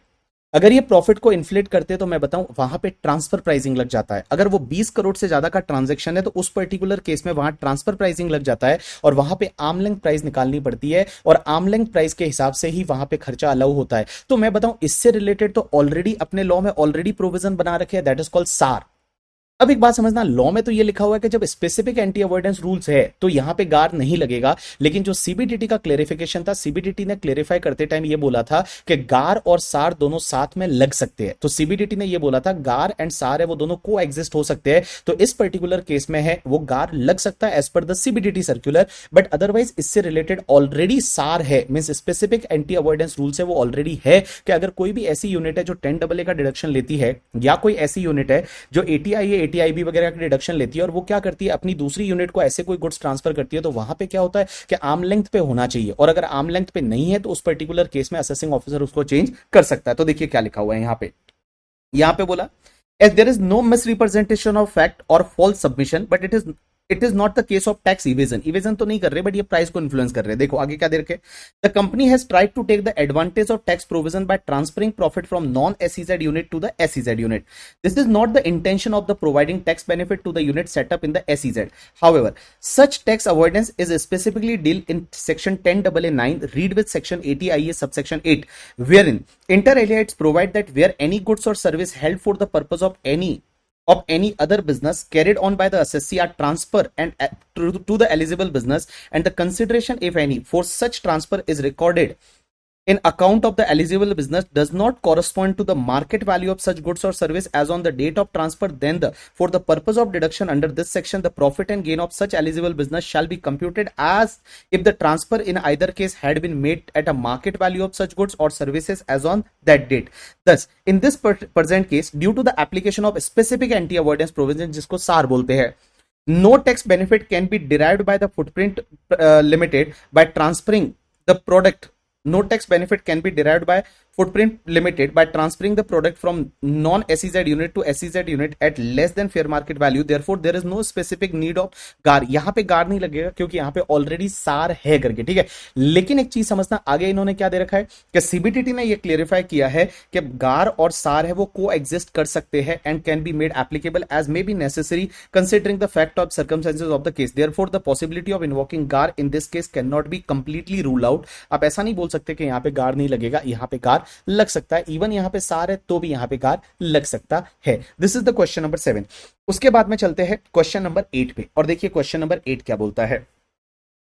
As per the provision of tax treaty between India and country X, India और कंट्री एक्स के बीच में एक टैक्स ट्रीटी है जिसको अपन बोलते हैं DTAA है। वो क्या बोलता है कि any capital gain arising from the sale of shares of Indian company would be taxable only in the country X. अगर इंडियन कंपनी के शेयर आप बेचोगे तो टैक्स है वो सिर्फ कंट्री एक्स में ही लगेगा। If the transfer is a resident of the country X का रेजिडेंट है, except where the transfer hold more than 10% interest in the capital stock of the Indian company. तो इन्होंने क्या बोला कि इंडिया और कंट्री एक्स के बीच में एक DTAA है, और वो कंट्री एक्स के बीच में जो डीटीडब्ल्यू है और इंडिया के बीच में जो डीटीडब्ल्यू है उसमें ये लिखा हुआ है कि अगर कोई कंट्री एक्स का रेजिडेंट इंडियन कंपनी के शेयर बेचेगा ना तो इंडिया में टैक्स नहीं लगेगा, सिर्फ कंट्री एक्स में ही लगेगा अगर उसके पास शेयर होल्डिंग 10% से कम है और 10% तक है। बट अगर 10% से ज्यादा है तो उस पर इंडिया में भी टैक्स लग जाएगा। अगर 10% से ज्यादा है तो उसमें इंडिया में भी टैक्स लग जाएगा। अब हुआ क्या देखिए, अ कंपनी ए लिमिटेड है being resident in country x की रेजिडेंट है, makes an investment in the Indian company through two wholly owned subsidiary company M Limited and N Limited located in the country X। तो यहां पे क्या हुआ बताए, company ए जो है ए लिमिटेड जो कंट्री एक्स की रेजिडेंट है उसने दो सब्सिडरी कंपनी बनाई और each subsidiary hold 9.95% shareholding in the Indian company and the total adding to 19.9% equity of the Indian company. The subsidiaries sell the shares of Indian company and claim exemption as such each is holding less than 10% equity share in the Indian company. Can be invoked to deny the treaty benefit। क्या यहां पे गार लग सकता है या नहीं लग सकता, ये आपसे पूछा गया है। The applicable tax rate on capital gain in country x में 5% ही लगता है, इंडिया में टैक्स रेट है कैपिटल गेन पे अप्रोक्स 20% या 10% लगता है। अब मुझे एक बात बताओ, इसमें क्या हुआ, एक कंपनी है ए लिमिटेड, अब ए लिमिटेड क्या करती है, इंडिया में इन्वेस्ट करना चाहती थी 19.9%। अब 19.9% अगर ये खुद ही इंडिया में इन्वेस्ट कर लेते तो उस पर्टिकुलर केस में तो क्या होता कि इंडिया में टैक्स लग जाता। तो इन्होंने क्या किया कि दो डाउन स्ट्रीम सब्सिडरी कंपनी बना दी, ए लिमिटेड ने यहां पे दो कंपनी बना दी और दोनों कंपनी ने 9.95% इंडिया में इन्वेस्ट किया और इसकी वजह से दोनों कंपनी जो है वो दोनों कंपनी को इंडिया में टैक्स नहीं लगा। अब एक बात बताओ, क्या यहां पे गार लग सकता है या नहीं? आंसर इज यस, यहां पे गार लग सकता है। पहली चीज तो आप ये अरेंजमेंट क्यों कर रहे हो, क्योंकि इंडिया में टैक्स बेनिफिट लेना चाहते हो, इंडिया में टैक्स पे नहीं करना चाहते। और दूसरी चीज ये है कि एक बात बताओ, यहां पे कोई यहां लैक ऑफ कमर्शियल सब्सटेंस है ना। एक बात बताओ, यहां दो सब्सिडरी 100% होल्डी सब्सिडरी बनाने से कोई बेनिफिट थोड़ी होने वाला है। अगर एक कंपनी है वो दो अपनी होल्ड 100% सब्सिडरी कंपनी बनाती है 100%, तो उससे कोई बेनिफिट होने वाला नहीं है ना। आप सिर्फ आपका मेन ऑब्जेक्टिव क्या है, इंडिया में टैक्स प्लानिंग, टैक्स जो है उसका अवॉइडेंस करना, इंडिया में टैक्स ना भरना। अगर आप ऐसा कर रहे हो तो यहां पे गार लग सकता है। तो देखिए क्या लिखा हुआ है, the above arrangement of splitting the investment through two subsidiary appear to be with the intention to obtaining the tax benefit under the treaty. Further, there appear to be no commercial substance in creating the two subsidiary as they do not change the economic condition of the investor A limited in any manner, that is business risk और cash flow वगैरह वो तो सब same ही रहने वाला है, and reveal a tainted element of the abuse of the tax laws। आप सिर्फ क्या करना चाहते हो, टैक्स लॉ को अब्यूज करना चाहते हो, टैक्स लॉ को गलत यूज करना चाहते हो। Hence, the arrangement can be treated as impermissible avoidance arrangement by the invoking the GAR if the tax benefit arising in aggregate for all the parties to the arrangement exceed the 3 crore rupees। Consequently, treaty benefit would be denied by ignoring M limited and N limited and the two subsidiary or the treating M limited N limited as the one and the same company for the tax computation purpose। ऐसा है वो income tax department कर सकता है। अब अपन देखते हैं कि पास्ट एग्जामिनेशन में कौन कौन से गार से क्वेश्चन आए। तो क्वेश्चन में आप एक काम करिए, नवंबर 20 के पेपर पे आ जाइए और नवंबर 20 के पेपर में एक क्वेश्चन आया था, that is question number B था और बी क्वेश्चन था explain the expression round trip financing. ये राउंड ट्रिप फाइनेंसिंग क्या होता है in relation to the impermissible avoidance arrangement. ये 4 मार्क का क्वेश्चन है, ये आया था। अब आप बोलोगे राउंड ट्रिपिंग क्या होता है, तो चलिए अपन राउंड ट्रिपिंग को एक काम करते हैं, मैं आपको कॉम्पैक्ट से बताता हूं राउंड ट्रिपिंग क्या होता है। तो राउंड ट्रिपिंग में क्या होता है, round tripping which include arrangement which through series of the transaction funds are transfer amongst the parties. मतलब जो ग्रुप कंपनीज होती है उसके बीच में जो है वो फंड्स ट्रांसफर किए जाते हैं and such transaction have no substantial और commercial purpose other than the obtaining tax benefit. सिर्फ टैक्स बेनिफिट लेने के लिए वो क्या करते हैं, आपस में ये ट्रांजेक्शन करते हैं और पैसा इधर उधर करते हैं। कैसे, एक एग्जांपल दे रखे मैंने दो, देखो। पहला, अब group company in the profit, एक प्रॉफिट में कोई ग्रुप कंपनी है, obtaining a loan from market and give loan to the sister concern interest free and claim it to be the for the business purposes. अब एक बात समझना, एक company क्या करती है, ग्रुप कंपनी में मान लो एक मल्टीनेशनल कंपनी है, उसकी एक ग्रुप कंपनी क्या करती है कि लोन लेती है मार्केट से, प्रॉफिट मेकिंग कंपनी है, मार्केट से लोन लेती है और वही वाला पैसा अपनी सिस्टर कंसर्न को दे देती है इंटरेस्ट फ्री। तो क्या होगा, लोन लिया है तो उसका इंटरेस्ट एक्सपेंडिचर क्लेम कर लेंगे और इंटरेस्ट फ्री दिया है तो उसकी इनकम में कुछ भी नहीं आएगा और इस वजह से वो क्या करेंगे, टैक्स बेनिफिट ले लेंगे और अपने टैक्स है उसको कम करेंगे। दूसरा, a company X limited purchase shares of group company. मान लो एक company X limited purchase shares of the group company from another group company at a high value and sell it to the another group company at the low value. This result in the loss to the X limited. This transaction can be the vice versa also. अब एक बात समझना, इसमें क्या होता है कि अगर मान लो आपको कैपिटल लॉस चाहिए, तो कैपिटल लॉस चाहिए तो इसमें क्या होगा कि जैसे फॉर एन एग्जांपल आज मैं अदानी की बात करूं, तो अदानी की इतनी सारी कंपनियां हैं, अदानी की इतनी सारी कंपनियां हैं, तो क्या होगा कि मान लो एक कंपनी को अगर लॉस चाहिए तो वो क्या करेगी, एक कंपनी के शेयर है वो हाई वैल्यू पे आज खरीद लेगी और कुछ टाइम बाद मान लो कम हो जाएगा तो बेच देगी, तो उस केस में क्या होगा, लॉस ले लेंगे और उनके जो अगर कैपिटल गेन हुए उससे वो सेट ऑफ कर देंगे। तो ऐसा कुछ करते हैं, that is called your round tripping. अब एक बात समझना, राउंड ट्रिपिंग में जब भी होता है ना, तो इसमें कुछ चीजें ऐसी है, दिस इज इररिलेवेंट, कुछ चीजें इररिलेवेंट होगी। इररिलेवेंट क्या, funds involve in the round trip financing can be traced to any fund transfer और receive, means direct nexus not relevant. ऐसा जरूरी नहीं होता कि भैया डायरेक्ट नेक्सेस रिलेवेंट होना चाहिए। जैसे मान लो लोन लिया है, वो लोन आपने बैंक से लिया और वो पैसा तो खुद के बिजनेस में यूज कर लिया और खुद का पैसा है वो अपनी किसी लाइक सब्सिडरी कंपनी को आपने एज अ लोन में दे दिया करके, ठीक है, विदाउट इंटरेस्ट। तो इसमें क्या है ना, डायरेक्ट नेक्सेस पैसे का नहीं बैठ रहा है तो भी चलेगा, डायरेक्ट नेक्सेस नहीं बैठ रहा तो भी चलेगा। जैसे एग्जांपल में मैंने लिखा है, a group company in the profit obtain a loan from market, uses the loan for the business and gives the loan to sister concern out of the own fund, means direct nexus is not relevant. दूसरा, time and sequence in which funds are transfer is also irrelevant, means time और sequence भी irrelevant है। जैसे हो सकता है कि आपने लोन मार्केट से अभी लिया, आपने 6 महीने तक अपने पास में ही रखा और 6 महीने के बाद में अपनी ग्रुप कंपनी को दे दिया, तो यहां पे टाइम सीक्वेंस है वो रिलेवेंट नहीं है। As well as manner and mode is also not relevant, कौन से मैनर में लिया था, कौन से मैनर में आगे वाले को दिया, that is also not relevant. इसका मतलब A limited gives the loan to sister concern thereafter 3 month obtaining loan from market, time sequence is not relevant. ये तो सेम ऊपर वाले बात जो है वही वाला हो गया, बट यहां पे मैं बोल रहा हूं mode is also not relevant. There में भी पॉसिबिलिटी कि आपने जो लोन लिया था वो फॉर एन एग्जांपल एनईएफटी से लिया था और आप जो लोन दे रहे हो वो किसी और मोड से दे रहे हो, तो that is also not relevant at all करके, ठीक है, that is called your round tripping. तो अगर आप इस क्वेश्चन में आएंगे, इस क्वेश्चन में ये दे रखा है राउंड ट्रिपिंग फाइनेंसिंग का मतलब क्या होता है, ये क्वेश्चन आया था 4 मार्क के लिए। तो राउंड ट्रिपिंग फाइनेंसिंग के लिए आपको यह थियरी दे रखा है यहां पे कि देखिए राउंड ट्रिपिंग फाइनेंसिंग क्या होता है। तो देखिए, an arrangement which lack commercial substance or deemed to be lack of commercial substance would be the impermissible avoidance arrangement where the main purpose or one of the main purpose for arrangement is to obtain the tax benefit. Accordingly, GAR provision would be attracted in respect of such impermissible avoidance agreement. An arrangement which involve or include round tripping of the fund is deemed to be the lack of commercial substance माना जाता है, and round tripping financing including any arrangement in which through a series of transaction fund are transferred amongst the parties to the arrangement and such transaction do not have any substantial commercial purpose other than obtaining the tax benefit and without having any regard to कि यहां पे दे रखा है कि भैया आपका जो है वो whether or not the fund involved in the round trip financing can be traced to any fund transferred to or received by any party in connection with the arrangement, में डायरेक्ट ट्रेसिंग पॉसिबल है यानी उससे कोई फर्क नहीं पड़ता।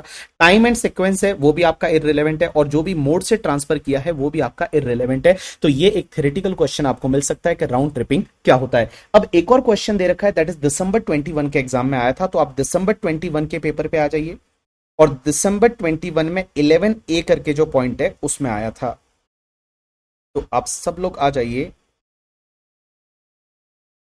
दिसंबर 21 के paper में।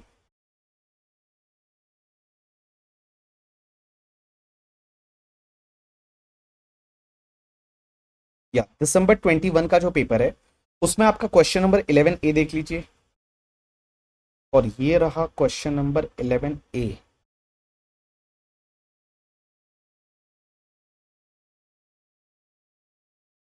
और क्वेश्चन नंबर 11 ये वाला देखिए क्या लिखा हुआ है। पहला, messrs highway drive limited incorporates a wholly own subsidiary highway roads limited in India during the financial year 1819। तो 1819 में उन्होंने कोई कंपनी बनाई है जो होली ओन कंपनी है and main business is to develop the infrastructure facility and eligible for deduction under section 80IA।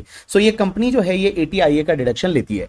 accordingly the company has claimed the deduction under section 80IA for the assessment year 20 to 23। इस साल उन्होंने 80IA का deduction लिया है। पहला question क्या है, highway roads limited derives income other than income from developing infrastructure facility and disclose such income as income from developing infrastructure facility thus enjoying the benefit of section 80IA। ये लोग क्या कर रहे हैं पता है, क्या कुछ ऐसी इनकम है जैसे मान लो बैंक इंटरेस्ट वगैरह है और वो मिल रहा है और वो 80IA की एक्टिविटी से नहीं है, बट तो भी बता रहे हैं कि उसको ये तो 80IA वाला है।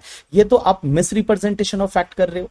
तो यहाँ पे तो सीधा सार लग जाएगा, और सार क्या लगेगा इसमें, तो असेसिंग ऑफिसर है वो सीधा एटीआईए का बेनिफिट उस पर नहीं देगा और उसको हटा देगा करके, ठीक है। आपसे पूछा है कैन गार can be invoke in the both instant mention above और नॉट, तो पहले वाले में तो कोई जरूरत ही नहीं है गार की, क्योंकि यहाँ पे स्पेसिफिक आप गलत ही कर रहे हो। तो यहाँ देखो गार कहाँ लगता है ना, जब आप लॉ के हिसाब से कुछ गलत नहीं कर रहे, बट आप क्या कर रहे हो, लॉ के हिसाब से कुछ गलत नहीं कर रहे बट लॉ को मिसयूज कर रहे हो, वहां पे गार लगता है। तो यहां तो आप गलत ही कर रहे हो, यहां तो आप टैक्स इवेजन कर रहे हो, सीधी सी बात है।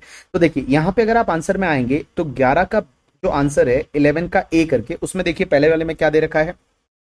In the present case, Highway Roads Limited derive income other than income from developing infrastructure facility and disclose such income as income from developing infrastructure facility to avail the benefit of deduction under Section 80IA. This is the case of misrepresentation of fact by showing not eligible income as an income eligible for deduction under Section 80IA. Hence, this is the arrangement for tax evasion and not the tax avoidance. The tax evasion being unlawful and can be dealt with directly by establishing the correct fact. GAR provision need not be invoked in such cases. इसमें GAR लगाने की जरूरत नहीं है।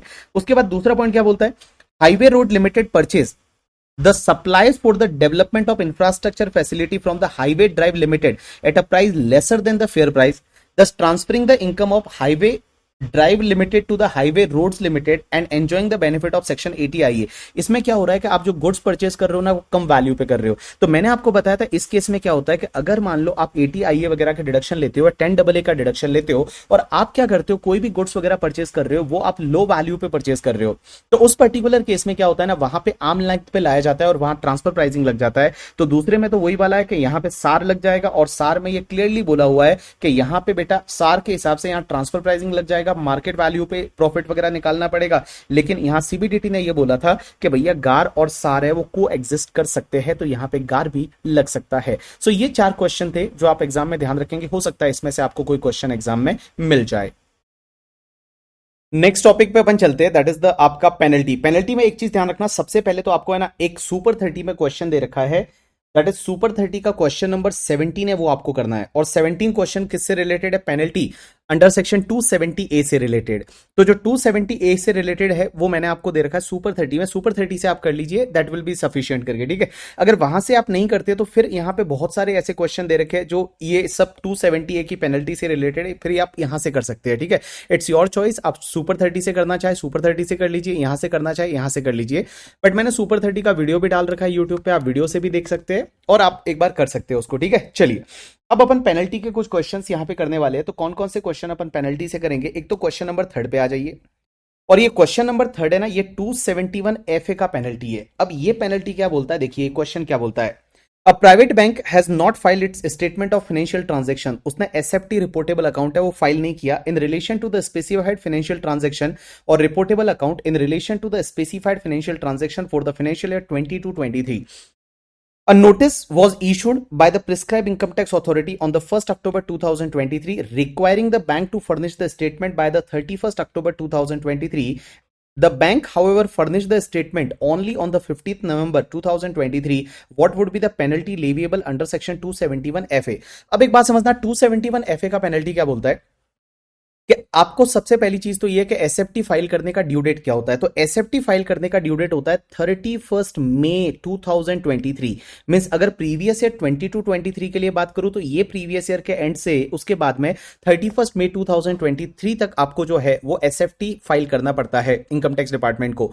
लेकिन अगर SFT file नहीं किया तो क्या होगा, पेनल्टी लगेगा। पेनल्टी कितना लगता है पता है, 500 रुपीज पर डे का, 500 रुपीज पर डे का पेनल्टी लगेगा। लेकिन एक बात समझना, अगर आपको नोटिस इशू किया इनकम टैक्स अथॉरिटी ने, और वो इनकम टैक्स अथॉरिटी ने जो नोटिस इशू किया उसमें एक टाइम दे रखा होगा, उस डेट तक आपको वो एसएफटी फाइल करना है। अगर उस डेट तक आप फाइल नहीं करते हो तो उसके बाद में पर डे का आपका 1000 रुपीज का पेनल्टी हो जाएगा। कितना हो जाएगा, 1000 रुपीज का पेनल्टी हो जाएगा। तो देखिए इसमें क्या होगा, 31 मई 2023 तक फाइल नहीं किया तो इस पर्टिकुलर केस में 1 जून 2023 से लेकर और 31 अक्टूबर 2023, 31 अक्टूबर 2023 जिस डेट तक आपको टाइम दे रखा था इनकम टैक्स अथॉरिटी ने कि आप एसएफटी फाइल करिए, उस डेट तक आपको 500 रुपीज पर डे का पेनल्टी लगेगा। और उसके बाद में आपको 1000 रुपीज पर डे का पेनल्टी है वो लग जाएगा 1 नवंबर 2023 से लेके और 15 नवंबर 2023 तक है वो आपका 1000 रुपीज पर डे का पेनल्टी लग जाएगा।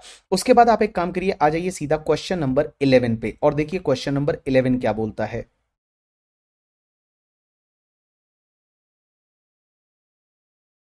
क्वेश्चन नंबर 11 जो है उसको करने से पहले मैं आपको इसके प्रोविजन एक बार बता देता हूं, तो आपको फटाफट याद आ जाएगा ये किससे रिलेटेड है।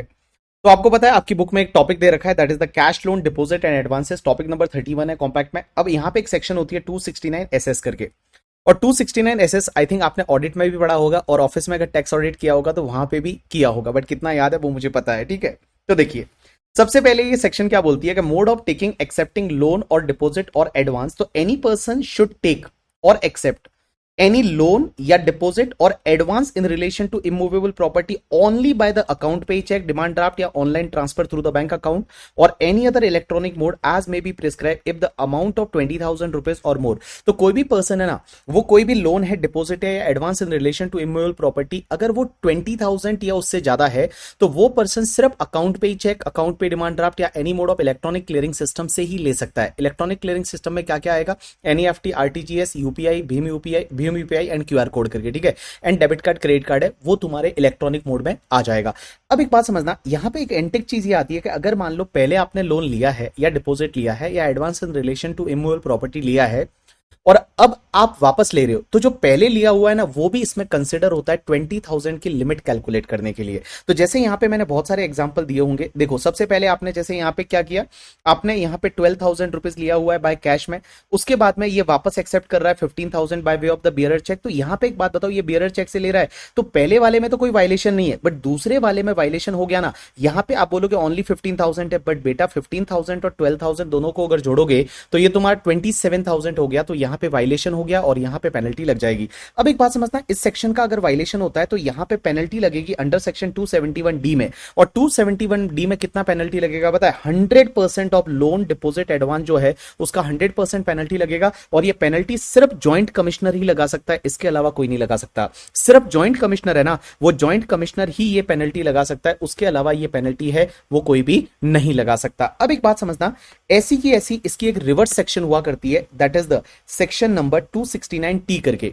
और 269T क्या बोलती है पता है, कि कोई भी पर्सन रीपे नहीं कर सकता लोन, डिपॉजिट या फिर advance in relation to immovable property, अगर वो 20,000 या उससे ज्यादा का है तो कैश में नहीं कर सकता। अगर आप ऐसा करते हो तो ये आपका वायलेशन माना जाएगा और इसमें भी आपको 100% पेनल्टी लगेगी। और इस सेक्शन में जो पेनल्टी लगती है वो सेक्शन 271E में पेनल्टी लगती है, 100% आपको पेनल्टी लग जाएगी। लेकिन एक बात समझना, जो मैंने आपको 269SS करके सेक्शन पढ़ाया ना, ये सेक्शन किस किस पे नहीं लगती। तो ये सेक्शन नहीं लगेगी किस किस पे, अगर loan, advance, deposit is taken from और बाय, फ्रॉम या बाय गवर्नमेंट है, बैंक है, कोऑपरेटिव बैंक, पोस्ट ऑफिस है, गवर्नमेंट कंपनी है, person having only agriculture income. अब एक बात समझना, person having only agriculture income का मतलब होता है कि यहां पे दोनों की एग्रीकल्चर इनकम होनी चाहिए, जो पर्सन ले रहा है और दे रहा है उन दोनों की एग्रीकल्चर इनकम होनी चाहिए। या फिर corporation establish by the central, state और प्रोविंशियल एक्ट और एनी अदर एज में be notified by the CBDT, उन पे ये सेक्शन 269 जो एसएस है वो नहीं लगती है करके, ठीक है। अब एक बात समझना, 269 जो टी है वो भी नहीं लगती। कहां कहां पे नहीं लगती, तो यहां पे आपको ऑप्शन में दे रखा है, देखिए क्या क्या, कि अगर ये सेक्शन नहीं लगेगी, नॉट एप्लीकेबल इफ लोन और डिपॉजिट और advance in relation to immovable property taken और एक्सेप्टेड फ्रॉम, अगर गवर्नमेंट से लेते हो, bank, cooperative bank, post office या गवर्नमेंट कंपनी या corporate establish by the central, state और प्रोविंशियल एक्ट है, उनसे अगर लिया तो उस पर्टिकुलर केस में ये नहीं लगेगा करके, ठीक है। चलिए अब उससे रिलेटेड ही यहां पे एक क्वेश्चन दे रखा है, आ जाइए सीधा आपकी बुक में एक क्वेश्चन दे रखा है, देखिए क्या लिखा हुआ है। Fearless general finance investment limited एक कंपनी है, रेजिडेंट नॉन बैंकिंग कंपनी है, एक्सेप्ट पब्लिक डिपॉजिट, ये डिपॉजिट ले रहे हैं, and issue deposit certificate and repay the same after some period of time along with the interest under the different scheme run by it, following transaction were noted from their books of accounts. तो देखिए सबसे पहले transaction क्या है, mister A करके एक बंदा है, individual, has deposited 15,000 rupees on 1 May 2019 for 48 month by bearer cheque. तो उसने बियरर चेक से पहले 15,000 है वो डिपॉजिट जमा कराया। मींस आप किसके पॉइंट ऑफ व्यू से सोचोगे, इस जो fearless general finance investment limited है इसके पॉइंट ऑफ व्यू से सोचोगे। तो इन्होंने डिपॉजिट एक्सेप्ट किया है, और ये डिपॉजिट एक्सेप्ट किया है, ये 15,000 का है और ये बियरर चेक से किया है, इसमें कोई दिक्कत नहीं क्योंकि 20,000 से ज्यादा नहीं है। लेकिन एक बात समझना, another 15,000 on 30th June 2022 in cash to purchase a new certificate of 48 month tenure. अब एक बात समझना, एक और उसने एक्सेप्ट किया और वो कितने का किया 15,000। तो क्या ये 15,000 कैश में है, ये जो दूसरा वाला ये कैश वाला है? Answer is yes. ये आपका account pay cheque, account pay demand draft, any mode of electronic clearing system through bank account, अगर उससे होता तो इसको कंसिडर नहीं करते, बट बेटा यहां पे ये कैश में लिया है तो ये 15,000। अब एक बात बताओ, यहां तो 20,000 से ज्यादा नहीं है, लेकिन एक बात बताओ पुराना 15,000 भी तो है, तो टोटल मिला के आपका 20,000 की लिमिट को क्रॉस कर गए और यहां पे पेनल्टी लग जाएगी। और पेनल्टी लगेगी कौन सी सेक्शन में? 271D में पेनल्टी लगेगी 100%, और 100% पेनल्टी मतलब आपका 30,000 रुपीज का पेनल्टी लग जाएगा। तो देखिए क्या दे रखा है, सबसे पहले दे रखा है there is no violation of section 269 SS at the time of acceptance of the first deposit of 15,000 by the bearer check on 1/5/2019 1/5/2019 since it is not in excess of the threshold limit of 20,000. However, violation of section 269 SS is attracted at the time of acceptance of the second deposit in cash on 30th June 2022 since on the date there is a already outstanding deposit of 15,000 and another cash deposit 15,000 would take as an aggregate of 30,000 which exceed the threshold limit of 20,000. Therefore, penalty under section 271D of the sum equal to amount of deposit taken from Mr. A is attracted for failure to comply with the provision of section 269 SS. यहाँ पे 100% penalty लग जाएगा। दूसरा क्या है देखिए, Mr. A has applied for premature withdrawal against both the certificate and company has paid the 16,500 by bearer check against the principal and interest on 23rd March 2023 and due against his first certificate purchase in 2019 and 15,500 in cash on 25th March 2023 against the second certificate. आपसे पूछा है discuss the violation of income tax provision if any and consequential penalty for each of transaction. Will it make any difference if the certificate were held by Mr. A with his wife Mrs. A jointly while repaying back in cash and bearer check? तो देखिए अब एक बात समझना, यहाँ पे repay हो रहा है तो रीपे के केस में कौन सी सेक्शन थी? 269T करके, और 269T का भी यहां पे वायलेशन हो रहा है। बिकॉज एक बात बताइए, यहां पे 269T का वायलेशन कैसे हो रहा है? क्योंकि जो पहला आप रीपेमेंट कर रहे हो और पहला रीपेमेंट आप कितने का कर रहे हो? 16,500। तो देखो 16,500 जब रीपेमेंट कर रहे हो तो उस टाइम पे आप देखोगे कि भैया पुराना जो है वो कितना रीपे करना बाकी है। मैं बताऊं 15,500 पे करना बाकी है। तो 16,500 जब आप रीपे कर रहे हो उस टाइम पे देखोगे कि 15,500 है वो पे करना बाकी है करके, ठीक है। तो उस पर्टिकुलर केस में क्या हुआ, इन दोनों की टोटल आपका 20,000 को क्रॉस कर गई और दोनों की टोटल 20,000 को क्रॉस कर गई तो 16,500 का पेनल्टी लगेगा। लेकिन एक बात बताओ, जब ये 15,500 का सेकंड रीपेमेंट होगा, भले वो कैश में होगा, तो उस टाइम पे कुछ वायलेशन होगा? आंसर इज नो, क्योंकि 15,500 जब आप पे कर रहे हो तब उस डेट पे कोई भी आउटस्टैंडिंग अमाउंट नहीं है, और जब उस डेट पे कोई भी आउटस्टैंडिंग अमाउंट नहीं है तो इसमें इंक्लूड नहीं होगा। और 15,500 20,000 से कम है तो यहां पे 15,500 पे कोई भी वायलेशन नहीं होगा, बट 16,500 जब दिया तब आपका वायलेशन माना जाएगा। तो देखिए क्या लिखा हुआ है, in this case, there is a violation of provision of section 269T at the time of first repayment by the bearer check on 23rd March 2023, since on that date the aggregate amount of deposit held by Mr. A with the non-banking company together with the interest payable of such deposit is more than 20,000 rupees. Therefore, penalty under section 271E equal to the amount of deposit so repaid will be attracted for failure to comply with the provision of section 269T करके। However, the second repayment of 15,500 on 25th March 2023 in cash cannot be considered as violation of section 269T since neither the amount of deposit with interest thereon nor the aggregate amount of deposit held by Mr. A on that day together with the interest exceed the threshold limit of 20,000. The provision of section 269T will be attracted at the time of first repayment of the bearer check even if the certificate is being held by Mr. A in the joint name with the wife. अगर joint name पे होता तो उससे कोई फर्क नहीं पड़ता। उसके बाद में नेक्स्ट एक और क्वेश्चन है, क्वेश्चन नंबर 15 करके, और देखिए क्वेश्चन नंबर 15 क्या बोलता है।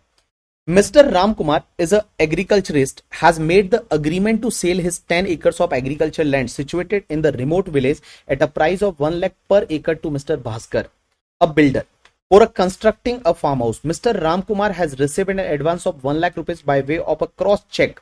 Later on, the agreement was rescinded as Mr. Bhaskar could not pay the balance amount within the stipulated time as per the agreement.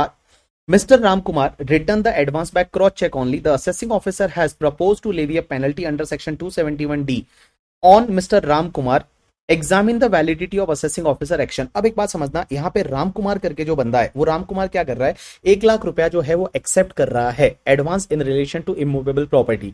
तो एक बात समझना, ये नहीं कर सकता, लेकिन एक सेक्शन नहीं लगती अगर दोनों एग्रीकल्चरिस्ट होते तो। यहां पे जो पर्सन दे रहा है वो एक बिल्डर है, क्योंकि जो पर्सन दे रहा है ना वो एक बिल्डर है, तो यहां पे बेटा 269 एसएस का वायलेशन माना जाएगा। और 269 एसएस का जब वायलेशन माना जाएगा तो उस पर्टिकुलर केस में क्या होगा कि भैया यहां पे पेनल्टी लगेगी। देखिए क्या दे रखा है यहां पे, all people pay attention. Section 269 SS prohibit acceptance of advance of more than 20,000 otherwise by way of the account pay cheque, account pay demand draft और any mode of electronic clearing system करके, ठीक है। अब एक बात समझना, this provision will not be applicable in case where both the payer and recipient have the agriculture income, neither of them has और income chargeable under the income tax. या तो दोनों की क्या है, एग्रीकल्चर इनकम है और कोई भी इनकम इनकम टैक्स में टैक्सेबल नहीं हो रही है, तो ये सेक्शन नहीं लगती। बट यहां पे क्या हुआ कि राम कुमार है वो एक्सेप्ट कर रहा है 1 लाख रुपीज का डिपॉजिट और वो क्रॉस चेक से कर रहा है, तो क्रॉस चेक से कर रहा है तो यहां पे 269 एसएस लग जाएगा और 271 डी में इसको पेनल्टी पे करनी पड़ेगी जो कि 1 लाख रुपीज के करीब है करके, ठीक है। और उसके साथ साथ में एक और चीज समझना, ये पेनल्टी जो है वो सिर्फ ज्वाइंट कमिश्नर ही लगा सकता है, ज्वाइंट कमिश्नर के अलावा कोई भी नहीं लगा सकता है। अब एक बात समझना, इसमें रीपे किया क्या उस टाइम भी पेनल्टी लग जाएगी? Answer is yes. अगर आप रीपे करते हो रीपे के टाइम पे भी पेनल्टी लगेगी करके, ठीक है। चलिए, तो ये आपका क्वेश्चन नंबर 15 है जो इस टॉपिक से था। अब आप एक काम करिए, सीधा आ जाइए मिसलेनियस टॉपिक पे, और मिसलेनियस टॉपिक से कुछ क्वेश्चन है वो अपन देख लेते हैं। तो सबसे पहले तो क्वेश्चन नंबर 2 पे आ जाइए, और क्वेश्चन नंबर 2 में देखिए क्या दे रखा है, mister Anand is a Indian citizen. ये क्या होता है, मैं आपको सिंपल सी चीज बता देता हूं कि देखिए जब number of days stay in India निकालते हैं फॉर द रेसिडेंशियल पर्पस, इसमें एक चीज ध्यान रखना, अगर कोई भी इंडियन सिटीजन है और वो मेंबर ऑफ क्रू है करके, ठीक है, क्रू मेंबर है किसी भी शिप का और वो फॉरेन बाउंड शिप है। फॉरेन बाउंड शिप का मतलब होता है कि जो इंडिया से बाहर जा रही है, जिसका मेन जो डेस्टिनेशन है वो इंडिया के बाहर है, that is called foreign bound ship. तो फॉरेन बाउंड शिप का अगर वो क्रू मेंबर है तो उसके केस में जो number of days stay in India निकालते हैं ना, उसमें एक चीज ध्यान रखना, जो डेट उसने एंटर की है continue discharge certificate in respect of joining the ship, जिस दिन उसने शिप को ज्वाइन किया था उस डेट को, जो डेट एंटर की है into the continue discharge certificate in respect of joining the ship, and guys जिस दिन को वो वापस साइनिंग ऑफ करके आता है, ये दोनों दिन और उसके बीच का जितना भी पीरियड रहेगा ना, वो पीरियड आपका स्टे आउटसाइड इंडिया माना जाएगा। मैंने क्या बोला, जिस डेट को उसने शिप ज्वाइन किया है उस दिन से लेकर और जिस दिन उसने शिप को साइन ऑफ कर दिया, इन दोनों डेज और इन दोनों के बीच के जितने भी डेज है वो स्टे आउटसाइड इंडिया माना जाएगा। कहां पे माना जाएगा? आउटसाइड इंडिया है वो माना जाएगा। उसके बाद में क्वेश्चन नंबर 2 के बाद में सीधा आ जाइए क्वेश्चन नंबर आपकी बुक में क्वेश्चन नंबर 6 पे आ जाइए, और क्वेश्चन नंबर 6 क्या बोलता है देखिए, mister B propose to purchase for his business a certain raw material from mister S in view of the secrecy of the products as insist in cash payment for the purchase to which B agree on 23rd March 2023. The purchases are effected through the cash invoice of 3,20,000. 3,20,000 का एक बात समझना, cash में purchase किया। आपसे पूछा क्या है, in respect of about transaction there will be any detrimental effect in hands of Mr. B and S under the provision of Income Tax Act 1961 explain briefly। अब एक बात समझना, पहली चीज तो अगर पेमेंट किया है तो पेमेंट के केस में आपको पता है एक सेक्शन हुआ करती है पीजीबीपी में, सेक्शन 40A सबसेक्शन 3, वो ये बोलती है कि 20,000 से ज्यादा का आप कैश में एक्सपेंडिचर नहीं कर सकते। अगर आप कैश में एक्सपेंडिचर करते हो means other than account pay cheque, account pay demand draft या any mode of electronic clearing system को छोड़ के किसी भी मोड से पेमेंट करते हो तो वो खर्चा आपका 100% डिसअलाउड हो जाएगा। तो पहली चीज तो ये है कि मिस्टर बी के हाथ में क्या होगा कि आपका ये जो है ये पूरा डिसअलाउड हो जाएगा, 3,20,000 बिजनेस एक्सपेंडिचर नहीं मिलेगा। लेकिन क्वेश्चन ये आता है जो पर्सन रिसीव कर रहा है उसके हाथ में क्या होगा, तो एक सेक्शन हुआ करती है 269 ST करके, और 269 ST क्या बोलती है बताए, 269 ST ये बोलती है कि कोई भी पर्सन किसी भी पर्सन से 2 लाख रुपया या उससे ज्यादा 2 लाख रुपए या मोर है, वो इन अ सिंगल डे या सिंगल इवेंट से रिलेटेड करके या सिंगल ट्रांजैक्शन से रिलेटेड वो एक्सेप्ट नहीं कर सकता 2 लाख या more other than account pay cheque, account pay demand draft या any mode of electronic clearing system से। अगर ऐसा करता है तो इस पर्टिकुलर केस में असेसिंग ऑफिसर है वो 271 DA का पेनल्टी लगा सकता है 100%, दैट इज 3,20,000 का पेनल्टी लग जाएगा। तो देखिए जो पेमेंट रिसीव कर रहा है ना उसके हाथ में सेक्शन 269 ST का वायलेशन माना जाएगा और वहां पे 271 DA में बेटा 100% पेनल्टी लग जाएगी। इसमें दूसरा क्वेश्चन और पूछा है, Will your answer be different if the cash purchases are affected by the buyer B on the two different date for the different raw material of 1,80,000 and 1,40,000 respectively? अगर ये दो अलग अलग ट्रांजेक्शन है तो उस पर्टिकुलर केस में क्या होगा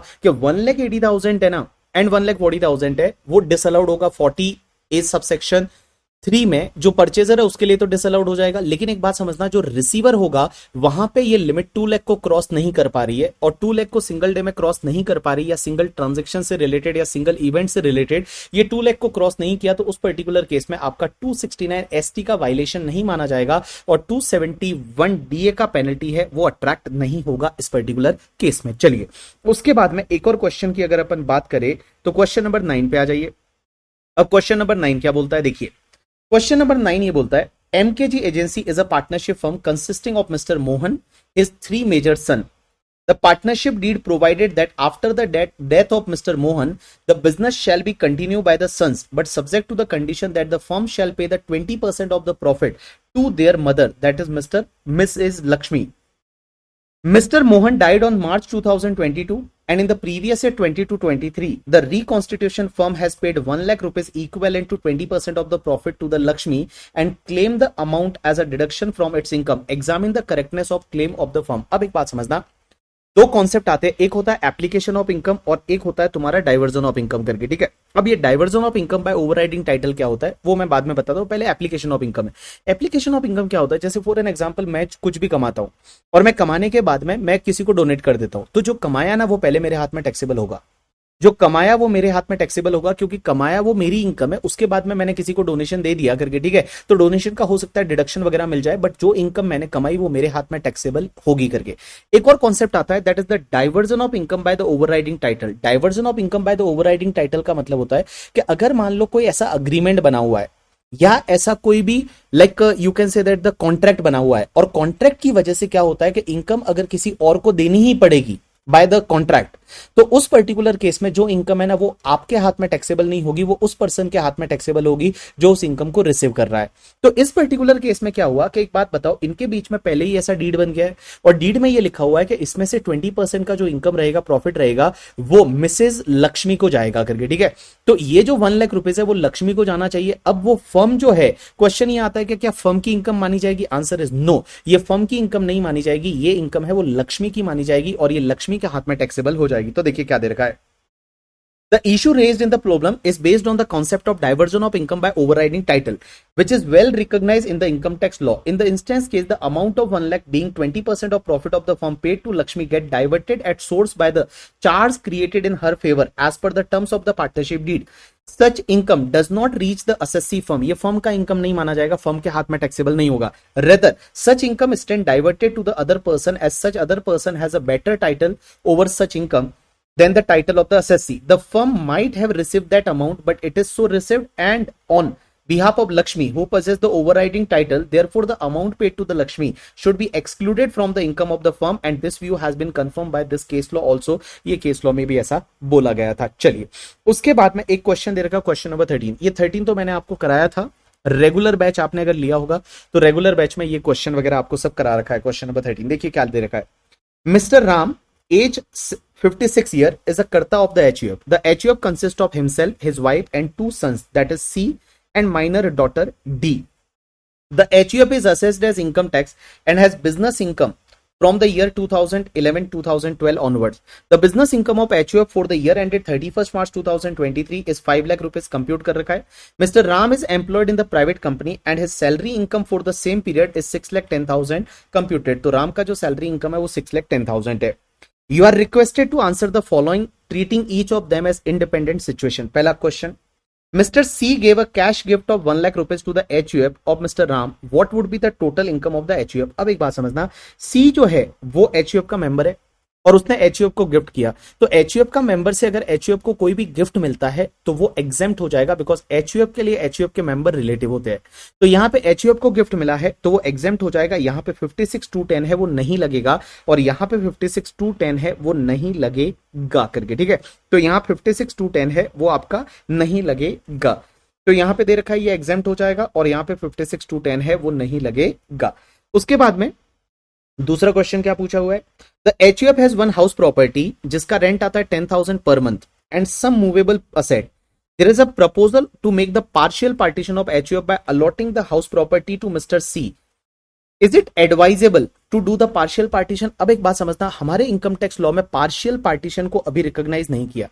मतलब पहले जो है ना पार्शियल पार्टीशन रिकॉग्नाइज होता था 31 दिसंबर 1978 से पहले, लेकिन 31 दिसंबर 1978 के बाद में बेटा इस पर्टिकुलर डेट के बाद में there is no partial partition, यहां पे टोटल पार्टीशन ही होगा। और टोटल पार्टीशन को रिकॉग्नाइज किया गया है, तो पार्शियल पार्टीशन भले उन्होंने कर लिया तो भी वो इनकम है वो एचयूएफ के हाथ में ही टैक्सेबल होगी, वो मेंबर के हाथ में टैक्सेबल नहीं होंगी, because partial partition is not recognise in the income tax law.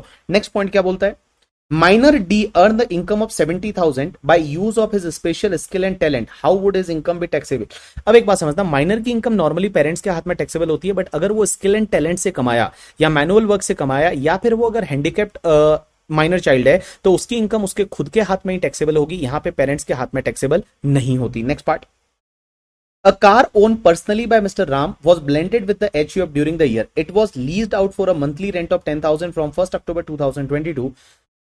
How would this income B tax? अब एक बात समझना, राम की एक कार थी और उसने क्या किया, एचयूएफ को ट्रांसफर कर दी और एचयूएफ के साथ प्रॉपर्टी के साथ में उसने मिला दी और उस पे एचयूएफ को रेंट मिल रहा है 10,000 पर मंथ का, और जो कि 1 अक्टूबर से मिल रहा है, तो इसका मतलब टोटल आपका 60,000 हो जाएगा। अब एक बात समझना, ये रेंट किसके हाथ में क्लब होगा? ये मेंबर के हाथ में क्लब होगा, क्योंकि एक सेक्शन 64(2) ये बोलती है कि अगर कोई भी मेंबर है वो अपने एचयूएफ को कोई भी असेट ट्रांसफर करता है तो उससे जो भी इनकम होगी ना वो मेंबर के हाथ में ही क्लब हो जाएगी। तो यहां पे मेंबर के हाथ में ये 60,000 है वो टैक्सेबल होगा, इसका मतलब जो है वो राम के हाथ में ये इनकम बन जाएगी। चलिए उसके बाद में नेक्स्ट क्वेश्चन पे चलते हैं, दैट इज क्वेश्चन नंबर 16 करके, not more important question but जो दे रखा है तो अपन एक बार देख लेते हैं करके, ठीक है।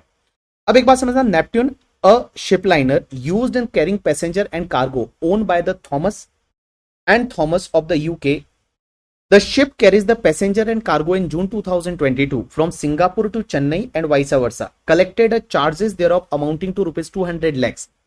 It left Chennai port on 15 June 2022 for its journey to the Korea. No other journey to the India was undertaken by any of the vessel of the company during the year ended 31st March 2023.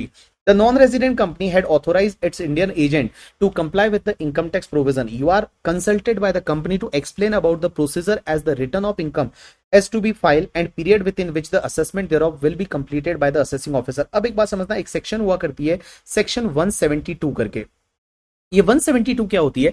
जैसे एक section तो होती है आपको पता है 44B, और 44B क्या बोलती है कि अगर कोई भी नॉन रेजिडेंट शिपिंग बिजनेस में है तो इंडिया में जो भी लोड हो रहा है उसका भाड़ा कहीं भी मिला हो या फिर बाहर लोड हो रहा है लेकिन भाड़ा इंडिया में मिला है, उसकी टोटल का 7.5% है वो इनकम माना जाएगा और उस पर नॉर्मल रेट से टैक्स लगेगा। लेकिन एक सेक्शन 172 क्या बोलती है पता है? कि अगर कोई भी गुड्स इंडिया में लोड हो रहा है, गुड्स है पैसेंजर है वो इंडिया में लोड हो रहा है और उसका भाड़ा वर्ल्ड में कहीं भी मिला हो, उसका जो टोटल भाड़ा रहेगा ना उसका 7.5% है वो इनकम माना जाएगा और उस पर 40% की रेट से टैक्स भर के इंडिया से जाना पड़ेगा। मींस इंडिया से तभी जाने दिया जाएगा जब आप इंडिया में टैक्स भर के जाते हो, आप रिटर्न फाइल तभी रिटर्न फाइल करके आपको जाना पड़ेगा। और इंडिया में जब आप रिटर्न फाइल करके जाते हो तभी आपको इंडियन जो क्या बोलते हैं पोर्ट है वहां से आपको जाने दिया जाएगा।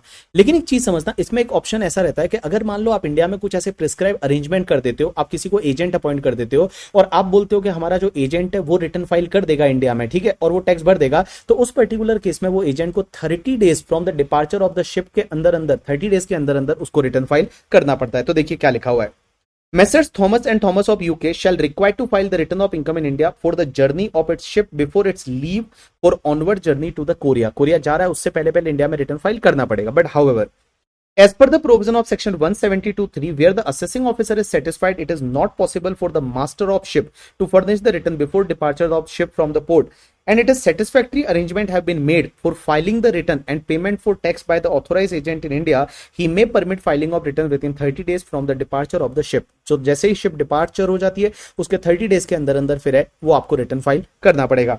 172(4)(a) provides a time limit of 9 months for the completion of assessment. In such a cases the period of 9 months is reckoned from the end of the financial year in which return of the 172(3) is furnished. मतलब जिस year में आपने 172(3) में वो return file किया उस year के and से 9 मंथ के अंदर आपका जो है वो असेसमेंट कंप्लीट हो जाएगा। So this is the question number आपका 16। अभी क्वेश्चन नंबर 17 ये बोलता है कि the director of the private company are personally liable to pay the income tax due from the company but their liability does not extend toward the interest penalty payable by the company. अब एक बात समझना, इसमें क्या होता है कि अगर कोई कंपनी है और वो कंपनी के ऊपर कोई भी टैक्स लाइबिलिटी आती है या फिर इंटरेस्ट आता है, पेनल्टी आता है, तो नॉर्मली वो कंपनी लाइबल होगी। लेकिन एक चीज समझना, अगर यहां पे डायरेक्टर की वगैरह मान लो कोई गलती है तो उस पर्टिकुलर केस में क्या डायरेक्टर से भी टैक्स लिया जा सकता है? यानी आंसर इज यस। एक सेक्शन होती है 179, वो ये बोलती है कि डायरेक्टर से भी टैक्स लिया जा सकता है, और डायरेक्टर से टैक्स ही नहीं, उसके साथ साथ में पेनल्टी भी ले सकते हैं, इंटरेस्ट भी ले सकते हैं, any other sum payable by the company है वो डायरेक्टर से वसूला जा सकता है। कुल मिला के इनकम टैक्स के लिए तो आपकी लाइबिलिटी है वो लिमिटेड नहीं रहेगी करके, ठीक है। लेकिन अगर डायरेक्टर ये प्रूव कर देता है कि उसका कोई भी ग्रॉस नेग्लिजेंस वगैरह नहीं है, अगर डायरेक्टर ये प्रूव कर देता है कि कोई भी ग्रॉस नेग्लिजेंस नहीं है या ब्रीच ऑफ ड्यूटी नहीं है, तो उस पर्टिकुलर केस में उससे कलेक्ट नहीं किया जाएगा, अदरवाइज डायरेक्टर से कलेक्ट किया जा सकता है। एग्जाम अच्छे जा रहे होंगे, लेकिन एक बात बताऊं, डीटी का पेपर ऐसा है जहां सीए फाइनल की अगर मैं बात करूं तो 1.5 डेज में रिवाइज होना बड़ा ही मुश्किल होता है। और बहुत सारे ऐसे टॉपिक होते हैं जैसे मॉडल टैक्स कन्वेंशन है, पेनल्टीज है, क्लबिंग है, सेट ऑफ कैरी फॉरवर्ड है, टैक्स ट्रीटीज है, ये ऐसे टॉपिक है जो बच्चे छोड़ के चले जाते हैं बिकॉज लास्ट डे पे टाइम ही नहीं मिलता। तो मैंने सोचा एक काम करता हूं, मैं फास्ट फॉरवर्ड करके फटाफट इसके जो क्वेश्चंस मैंने आपको बोले हुए कि सिर्फ आपको क्वेश्चन करके जाने हैं, तो क्यों ना मैं उसको रिवाइज करा लूं, जिससे कि एग्जाम में आप 10-15 मार्क्स है वो इस पार्ट से इजीली आप स्कोर कर पाए। तो चलिए, मैं ज्यादा टाइम आपका नहीं लेने वाला, सीधा क्वेश्चन पे जाने वाला हूं, और क्वेश्चन में भी मैं थोड़ा फास्ट फॉरवर्ड जाऊंगा, थोड़ा फटाफट जाऊंगा। तो मेरे से ये एक्सपेक्ट ना करें इस पर्टिकुलर लेक्चर में कि मैं कॉन्सेप्ट को एक्सप्लेन करने वाला हूं, मैं सिर्फ आपको रिवाइज कराने वाला हूं कि इस पर्टिकुलर कॉन्सेप्ट में क्या होगा। तो सबसे पहले मॉडल टैक्स कन्वेंशन की अगर मैं बात करूं तो क्वेश्चन नंबर 2 दे रखा है। क्वेश्चन नंबर 2 ये बोलता है कि भैया कोई भी पर्सन है वो अगर 2 कंट्री का रेजिडेंट बन जाता है, कोई ऐसा पर्सन है जो 2 कंट्री का रेजिडेंट बन गया, तो सर उसको कौन सी कंट्री का रेजिडेंट माना जाएगा? वहां पे टाई ब्रेकर रूल लगता है। अब एक बात समझना, ये टाई ब्रेकर रूल कहां पे दे रखा है? ये टाई ब्रेकर रूल दे रखा है, that is article number 4 of the model tax convention है। जो मॉडल टैक्स कन्वेंशन है ओईसीडी एंड यूएन मॉडल, उसका आर्टिकल नंबर 4 है। ये आर्टिकल नंबर 4 है, ये आपकी बात करता है कि जब कोई पर्सन है वो दोनों कंट्री का रेजिडेंट बन जाता है तो उसको कौन सी कंट्री का रेजिडेंट मानेंगे। तो कौन सी कंट्री का रेजिडेंट मानने के लिए आपको सबसे पहले क्या करना है? सबसे पहला स्टेप आपको देखना है कि उसका परमानेंट होम कहां पे है। जहां पे उसका परमानेंट होम रहेगा ना, वो उस कंट्री का रेजिडेंट माना जाएगा। और परमानेंट होम का मतलब वहां पे कुछ ना कुछ ऐसा कंटिन्यूस टाइम होना चाहिए, ऐसा नहीं कि सिर्फ ऑकेजनली कहीं पे रहता है तो वो परमानेंट होम नहीं माना जाएगा। वहां पे परमानेंट होम का मतलब आपका कंटिन्यू बेसिस पे वहां पे रह रहा है, that is called the permanent home. तो जिस कंट्री का वो परमानेंट होम रहेगा, जिस कंट्री में परमानेंट होम रहेगा, वहां का वो रेजिडेंट माना जाएगा। लेकिन एक बात समझना, अगर कोई पर्सन ऐसा है जिसका परमानेंट होम दोनों जगह है, जिसका परमानेंट होम है वो available to him in the both the contracting state, वो दोनों जगह है, तो उस पर्टिकुलर केस में वो उस कंट्री का रेजिडेंट माना जाएगा जहां पे उसका personal and economic relationship are more closure.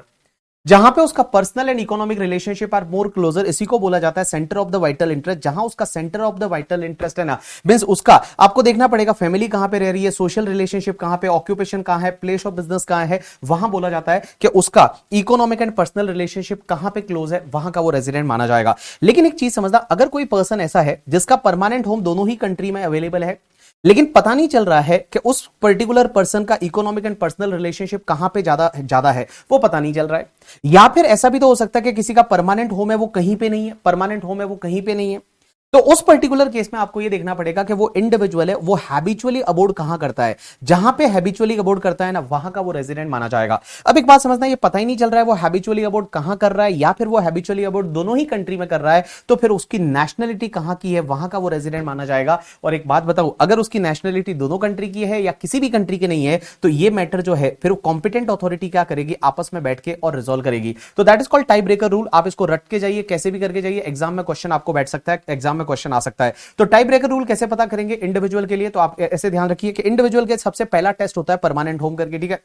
अगर परमानेंट होम दोनों ही कंट्री में है तो आपको देखना है इकोनॉमिक एंड पर्सनल रिलेशनशिप कहां पे क्लोजर है। अब एक बात समझना, परमानेंट होम दोनों जगह है but economic and personal relationship कहां क्लोजर है वो पता नहीं चल रहा है, या परमानेंट होम है वो कहीं पे नहीं है करके, ठीक है। तो आपको देखना है हैबिचुअली अबोर्ड जहां कर रहा है वहां का वो रेजिडेंट माना जाएगा। लेकिन एक बात समझना, अगर वो हैबिचुअली अबोर्ड कहीं नहीं कर रहा है या दोनों जगह कर रहा है, तो नेशनल कहां का है वहां का रेजिडेंट माना जाएगा। और नेशनल कहां का है वो पता नहीं चल रहा है, या फिर नेशनल दोनों ही कंट्री का है, तो उस पर्टिकुलर केस में ये मैटर है वो कॉम्पिटेंट अथॉरिटी है, वो दोनों आपस में बैठ के और इसको रिजॉल्व करेंगे। This is the question number आपका 2। उसके बाद में क्वेश्चन नंबर 4 है। क्वेश्चन नंबर 4 ये बोलता है कि भैया रॉयल्टी का मीनिंग क्या है यूएन मॉडल टैक्स कन्वेंशन में और ओईसीडी मॉडल में क्या डिफरेंस है। रॉयल्टी को यूएन मॉडल टैक्स कन्वेंशन में कैसे बताया और ओईसी मॉडल में उसका क्या डिफरेंस है। तो देखो रॉयल्टी की डेफिनेशन दे रखी है और रॉयल्टी की डेफिनेशन यहां पे जो यूएन मॉडल में दे रखी है वो यूएन मॉडल में क्या बोलती है रॉयल्टी की डेफिनेशन देखिए।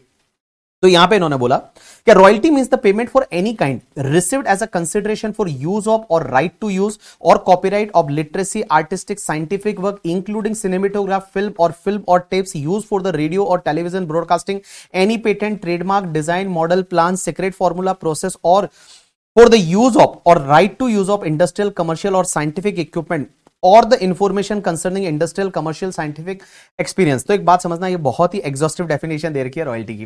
तो ये रॉयल्टी की डेफिनेशन है, ये तुम्हारे यूएन मॉडल में दे रखी है। अब एक बात समझना, ओईसीडी मॉडल में रॉयल्टी की डेफिनेशन में क्या फर्क है। तो ओईसीडी मॉडल में दो चीजों को इंक्लूड नहीं कर रखा है। ओईसीडी मॉडल में अगर आप जाके देखेंगे तो ओईसीडी मॉडल में दो चीजों को एक्सेप्ट कर रखा है। एक तो ये rental of the film tapes use for the radio and television broadcasting, ये वर्ड यूज नहीं हुए हैं। और दूसरा तुम्हारा इक्विपमेंट का रेंटल है, वो रॉयल्टी में नहीं आएगा। तो अगर मैं एक बात बोलूं, यहां पे ये जो डेफिनेशन दे रखी है ना, ये ऊपर जो डेफिनेशन रॉयल्टी की दे रखी है, ये यूएन मॉडल के हिसाब से ओईसीडी मॉडल में दो फर्क है। पहला फर्क तो ये है कि ओईसीडी मॉडल में ये रेंटल फॉर द फिल्म और टेप्स और use for the radio television and broadcasting ये नहीं दे रखा। और दूसरा जो इक्विपमेंटल रेंटल है, वो इक्विपमेंटल रेंटल नहीं दे रखा। अब आप बोलोगे सर ये दोनों चीजें नहीं दे रखी है, तो ओईसीडी में ये दोनों कहां पे टैक्सेबल होगा। या तो आर्टिकल नंबर 7 जो पीजीबीपी का इनकम होता है उधर टैक्सेबल होगा, या फिर आर्टिकल नंबर 21 है उसमें टैक्सेबल हो जाएगा। उसके बाद नेक्स्ट कॉन्सेप्ट आता है, that is the question number 5। Question number 5 ये बोलता है कि देखिए, explain how the income derived by the resident of contracting state in the respect of professional service is taxable as per the UN model convention in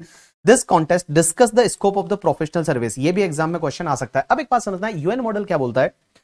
UN model का एक होता है article number 14 करके, और ये बात करता है प्रोफेशनल सर्विस की। लेकिन आप बोलोगे प्रोफेशनल सर्विस में क्या क्या आता है, तो प्रोफेशनल सर्विस में क्या आता है कि कोई भी ऐसी independent scientific literary artistic educational teaching activity as well as the independent activity of the physician lawyer engineer athletes dentist और अकाउंटेंट्स, ये जो है ये प्रोफेशनल सर्विस में आती है। अब एक बात समझना, ये आर्टिकल ये बोलता है आर्टिकल नंबर 14 कि नॉर्मली क्या होता है कि आपकी जो इनकम है ना वो सिर्फ रेजिडेंट वाले स्टेट में टैक्सेबल होती है।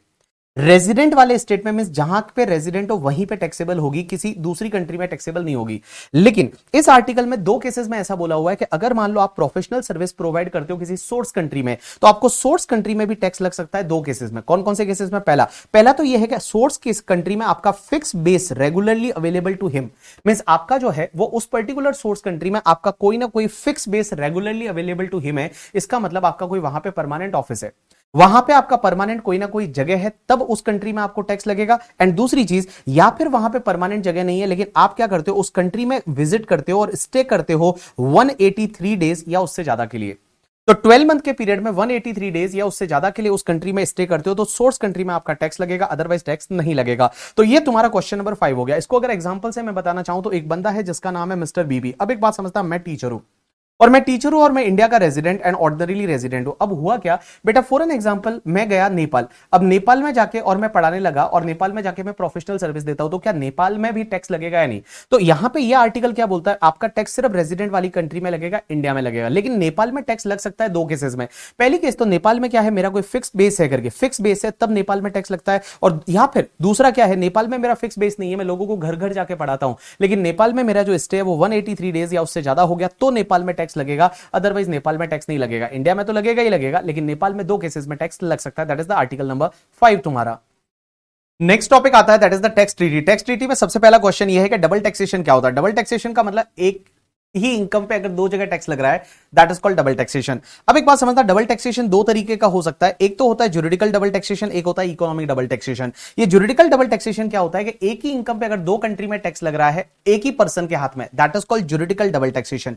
जैसे मैं एग्जांपल लेता हूं, मान लो मैं मिस्टर बीबी, मैं इंडिया का रेजिडेंट एंड ऑर्डिनरीली रेजिडेंट हूं, मुझे नेपाल से इनकम होती है। अब एक बात समझना, नेपाल में भी टैक्स लगेगा due to the source rule और इंडिया में टैक्स लगेगा due to the residence rule, that is called double taxation. एक ही पर्सन एक ही है लेकिन दो कंट्री में टैक्स लग रहा है सेम ही इनकम पे, that is called your juridical double taxation. अब एक बात समझना, ज्यूरिडिकल डबल टैक्सेशन को कैसे अवॉइड किया जाता है। तो अगर मैं इनकम टैक्स एक्ट की बात करूं तो एक तो सेक्शन 90 है, एक सेक्शन 90A है और एक सेक्शन 91 है। ये तीन सेक्शन से क्या होता है, ज्यूरिडिकल डबल टैक्सेशन है उसको अवॉइड किया जाता है। 90 में क्या होता है, 90 और 90A में दोनों कंट्री के बीच में DTAA बनाया जाता है। 91 में क्या होता है कि अगर DTAA नहीं है तो रेजिडेंट पर्सन को हमारी गवर्नमेंट है वो एक रिबेट दे देती है 91 में, तो उससे क्या होता है, ज्यूरिडिकल डबल टैक्सेशन है उसको अवॉइड किया जाता है। लेकिन एक आता है economic double taxation. Economic double taxation क्या होता है बताए कि अगर मान लो इनकम एक ही है बट उस इनकम पे दो अलग अलग पर्सन के हाथ में टैक्स लग रहा है। मींस सेम इनकम पे इनकम एक ही है लेकिन उस पे दो अलग अलग पर्सन के हाथ में दो कंट्री में टैक्स लग रहा है। That is called economic double taxation. जैसे मैं एक एग्जांपल लेता हूं,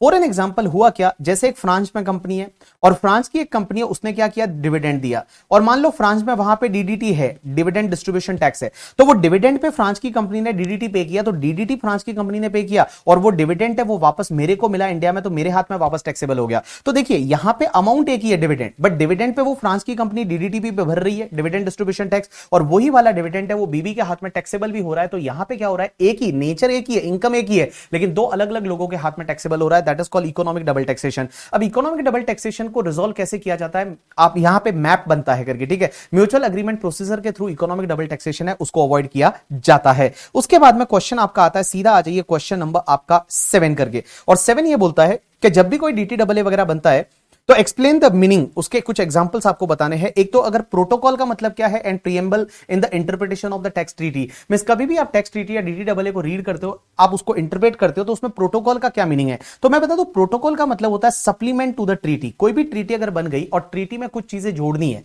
अगर एक बार ट्रीटी साइन हो गई, उसमें कुछ चीजें ऐड करनी है, कुछ चीजें है वो एडेंडम डालना है, तो उसमें प्रोटोकॉल डाला जाता है। एक बात समझना, प्रोटोकॉल की वैल्यू इतनी ही है जितनी ट्रीटी की वैल्यू है, तो आप प्रोटोकॉल को छोड़ के नहीं जा सकते, आपको प्रोटोकॉल को साथ साथ में पढ़ना पड़ेगा किसी भी ट्रीटी को इंटरप्रेट करने के लिए। तो देखिए यहां पे क्या दे रखा है, protocol is like a supplement to the treaty in many treaty in order to put certain matter beyond the doubt there is a protocol annex at the end of the treaty which clarify the borderline issue. A protocol is an integral part of the text treaty and has the same binding force as the main clause therein. इसका मतलब यह हुआ कि treaty का जितना binding force है उतना का उतना प्रोटोकॉल का बाइंडिंग फोर्स भी रहेगा। इन सिंपल वर्ड में बता दूं आपको कि कुल मिला के अपन जैसे लॉ में पढ़ते हैं, एक सेक्शन होती है उसके रिलेटेड अगर मान लो कोई नोटिफिकेशन आया तो नोटिफिकेशन बाइंडिंग होता है, सेम वैसा का वैसा है प्रोटोकॉल के। भैया एक ट्रीटी बन गई, उसमें कुछ सप्लीमेंट ऐड करना है बाद में, तो वो उसमें प्रोटोकॉल ऐड कर देते हैं। अब एक और कॉन्सेप्ट आता है प्रीएम्बल। प्रीएम्बल क्या होता है, ट्रीटी जहां चालू होती है ना, जब ट्रीटी बनाई जाती है, दोनों कंट्री के बीच में अग्रीमेंट बनाया जाता है, तो उसके पहले पैराग्राफ में जो भी लिखा जाता है दैट इज कॉल्ड प्रीएम्बल। एक चीज समझना, प्रीएम्बल जो है ना वो गाइड करता है interpretation of the text treaty को।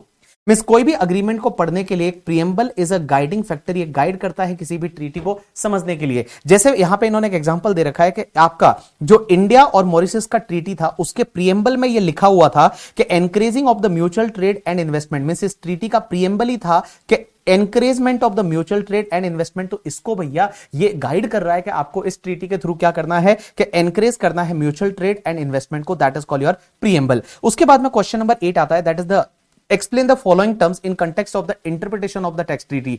टेक्स्ट ट्रीटी को एक्सप्लेन करते टाइम आप ये जो टर्म्स है इसका मीनिंग बताइए। सबसे पहला प्रिंसिपल ऑफ द कॉन्टेपोरेनिया एक्सपोजिटो। अब एक बात समझना, इसका मतलब क्या होता है कि भैया ट्रीटी को आप उस टाइम, जिस टाइम पे वो ट्रीटी साइन हुई थी, उस टाइम पे उसका मीनिंग क्या था, उस मीनिंग के हिसाब से इंटरप्रेट करेंगे। Means principal of the contemporanea एक्सपोजिटो का मतलब होता है कि ट्रीटी जब साइन हुई थी करके, ठीक है, उसको इंटरप्रेट, उस वर्ड का मीनिंग जिस टाइम पे साइन हुई थी उस टाइम पे क्या था, जिस टाइम पे वो साइन हुई थी ट्रीटी, जिस टाइम पे वो ट्रीटी बनी थी, जिस टाइम पे वो अग्रीमेंट बना था। जैसे for an example India Mauritius का अग्रीमेंट 78 में बना था, तो 78 में उस मीनिंग का वर्ड क्या था, वो वाला वर्ड लेके और आपको उसको क्या करना है, इंटरप्रेट करना है। That is called principle of the contemporanea expositio. तो देखिए क्या लिखा हुआ है, a treaty terms are normally to be interpreted on the basis of their meaning at the time of the treaty was concluded. concluded का मतलब होता है साइन। आज हो सकता है उस वर्ड का मीनिंग कुछ अलग हो गया हो, लेकिन जिस टाइम पे साइन हुई थी उस टाइम पे उसका मीनिंग क्या था वो आपको लेना पड़ेगा। उसके बाद में एक कॉन्सेप्ट आता है पर्पसिव इंटरप्रिटेशन। पर्पसिव इंटरप्रिटेशन का मतलब क्या होता है कि देखिए जो भी ये ट्रीटी बनती है ना, ये डीटी डबल ए बनते हैं ना, उसको आप इंटरप्रेट ऐसे करोगे जिससे कोई ना कोई पर्पज रिजॉल्व होता हो।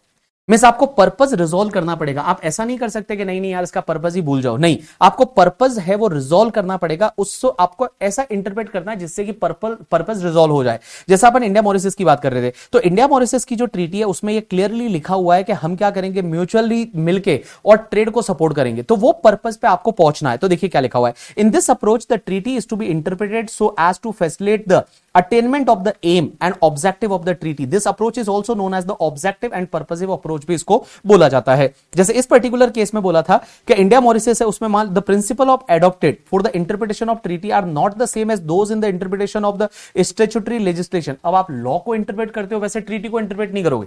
लॉ में तो क्या होता है भैया, इफ का मतलब अलग होता है, यहां पे अगर मान लो कॉमा मात्रा ऐसा नहीं देखना है यहां पे करके। The interpretation of provision of the international treaty including one of the double taxation relief is that treaty are entered into at the political level and have several consideration at their basis. अब यहां पे जैसे India Mauritius की बात कर रहे हैं, encouragement of the mutual trade and investment, ये उसका मेन ऑब्जेक्टिव था, प्रीएम्बल में लिखा था। तो उस पर्पस को ध्यान में रखते हुए आपको ट्रीटी को क्या करना है, इंटरप्रेट करना है। सो ये 3 क्वेश्चन मुझे लगता है इसमें से कोई ना कोई एग्जाम में बैठ सकता है क्वेश्चन। नेक्स्ट टॉपिक आता है that is the base erosion and profit shifting. अब ये base erosion and profit shifting क्या होता है पता है, कि बहुत सारी मल्टीनेशनल कंपनियां क्या करती है कि जहां पे प्रॉफिट कमा रही है ना, वहां पे प्रॉफिट शो नहीं करती है। वो प्रॉफिट किसी ऐसी कंट्री में शो करती है जहां पे टैक्स बहुत ही कम रेट से लगता है, या टैक्स लगता ही नहीं, जिसको अपन टैक्स हेवन कंट्री बोल सकते हैं। तो वो क्या करती है कि बेस को इरोड करती है। बेस इरोजन का मतलब होता है वो बेस को इरोड करती है, जहां से बेसिक एक्टिविटी हो रही है, जहां पे प्रॉफिट कमाया जा रहा है वहां पे नहीं बता रही, वो प्रॉफिट को क्या करती है, शिफ्ट कर देती है किसी भी कंट्री में। तो पहला क्वेश्चन ये आता है कि what do you mean by the base erosion and profit shifting and describe brief its adverse effect. इसके एडवर्स इफेक्ट क्या रहेंगे, तो देखिए base erosion and profit shifting refers to the tax planning strategy that exploit gaps and mismatches in the tax rules to make profit disappear for the tax purpose and to shift profit to the location where there is a little or no real activity but the taxes are low or resulting in the little or no overall corporate tax being paid। तो इसका मतलब होता है base. अब एक बात समझना, base erosion and profit shifting जो है उसकी वजह से, बैप्स की वजह से सर क्या क्या एडवर्स इफेक्ट रहेंगे। तो सबसे पहली चीज तो है government have to cope up with the less revenue and higher cost of ensure compliance. Government का रेवेन्यू कम हो जाएगा और गवर्नमेंट की कंप्लायंस की कॉस्ट बढ़ जाएगी। सबसे पहला एडवर्स इफेक्ट ये है। दूसरा ये है कि डेवलपिंग कंट्री जो होती है, जो छोटी छोटी कंट्री होती है, उनको क्या होता है कि significant under funding to the public investment that could help the foster economic growth. जो डेवलपिंग कंट्री है या अंडर डेवलप कंट्री है, उनको क्या होगा, जब पैसा नहीं मिलेगा, उनको टैक्स का पैसा नहीं मिलेगा, तो उनकी जो इकोनॉमिक ग्रोथ है, वो इकोनॉमिक ग्रोथ है वो अच्छे से नहीं हो पाएगी। उसके बाद में BEPS undermines the integrity of the tax system as reporting of the low corporate taxes as considered to be the unfair. अब बेप्स की वजह से क्या होगा कि जो मल्टीनेशनल कंपनियां जो होती है, वो मल्टीनेशनल कंपनियां तो क्या करेगी बताए कि कम टैक्स भर रही होगी। जो मल्टीनेशनल कंपनियां हैं वो तो कम टैक्स भर रही होगी, और उसके साथ साथ में बेचारे जो इंडिविजुअल टैक्स पेयर रहेंगे वो बेटा ज्यादा टैक्स भर रहे होंगे, और इंडिविजुअल टैक्स पेयर है उन पे पूरा बर्डन आ जाएगा। मल्टीनेशनल कंपनी तो क्या करेगी, प्लानिंग करेगी, अलग अलग कंट्री में अपने सेटअप ऐसे करेगी जिससे कि ओवरऑल टैक्स कम आएगा, बट जो इंडिविजुअल टैक्स पेयर रहेगा उसके ऊपर क्या होगा, बर्डन है वो बर्डन ज्यादा आ जाएगा। एंड लास्ट पार्ट ये बोलता है कि भैया जो एंटरप्राइज जो डोमेस्टिक मार्केट में सिर्फ काम करती है, जो डोमेस्टिक मार्केट में काम करती है, वो डीमोटिवेट होगी, क्योंकि उनकी टैक्स की कॉस्ट ज्यादा आएगी, और जो मल्टीनेशनल कंपनियां है वो पूरे वर्ल्ड में काम करती है, उनकी टैक्स की कॉस्ट है वो बहुत ही कम आएगी, क्योंकि वो क्या करेंगे, ऐसी प्लानिंग करेंगे और वो बैप्स करेंगे, base erosion and profit shifting करेंगे। तो ये वाले पॉइंट्स को आपको याद रखना है। इस पार्ट को, बैप्स का मतलब क्या होता है वो आपको याद रखना है, एग्जाम में क्वेश्चन बन।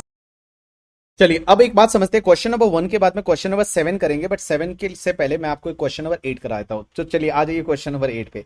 क्वेश्चन नंबर 8 ये बोलता है कि sir What is the meant by the thin capitalization? आप thin capitalization किसको बोलेंगे? Why it is considered as the anti-avoidance measure? And which action plan of the BEPS address the thin capitalization? Explain the provision of incorporated in the Income Tax Act 1961 to address the thin capitalization.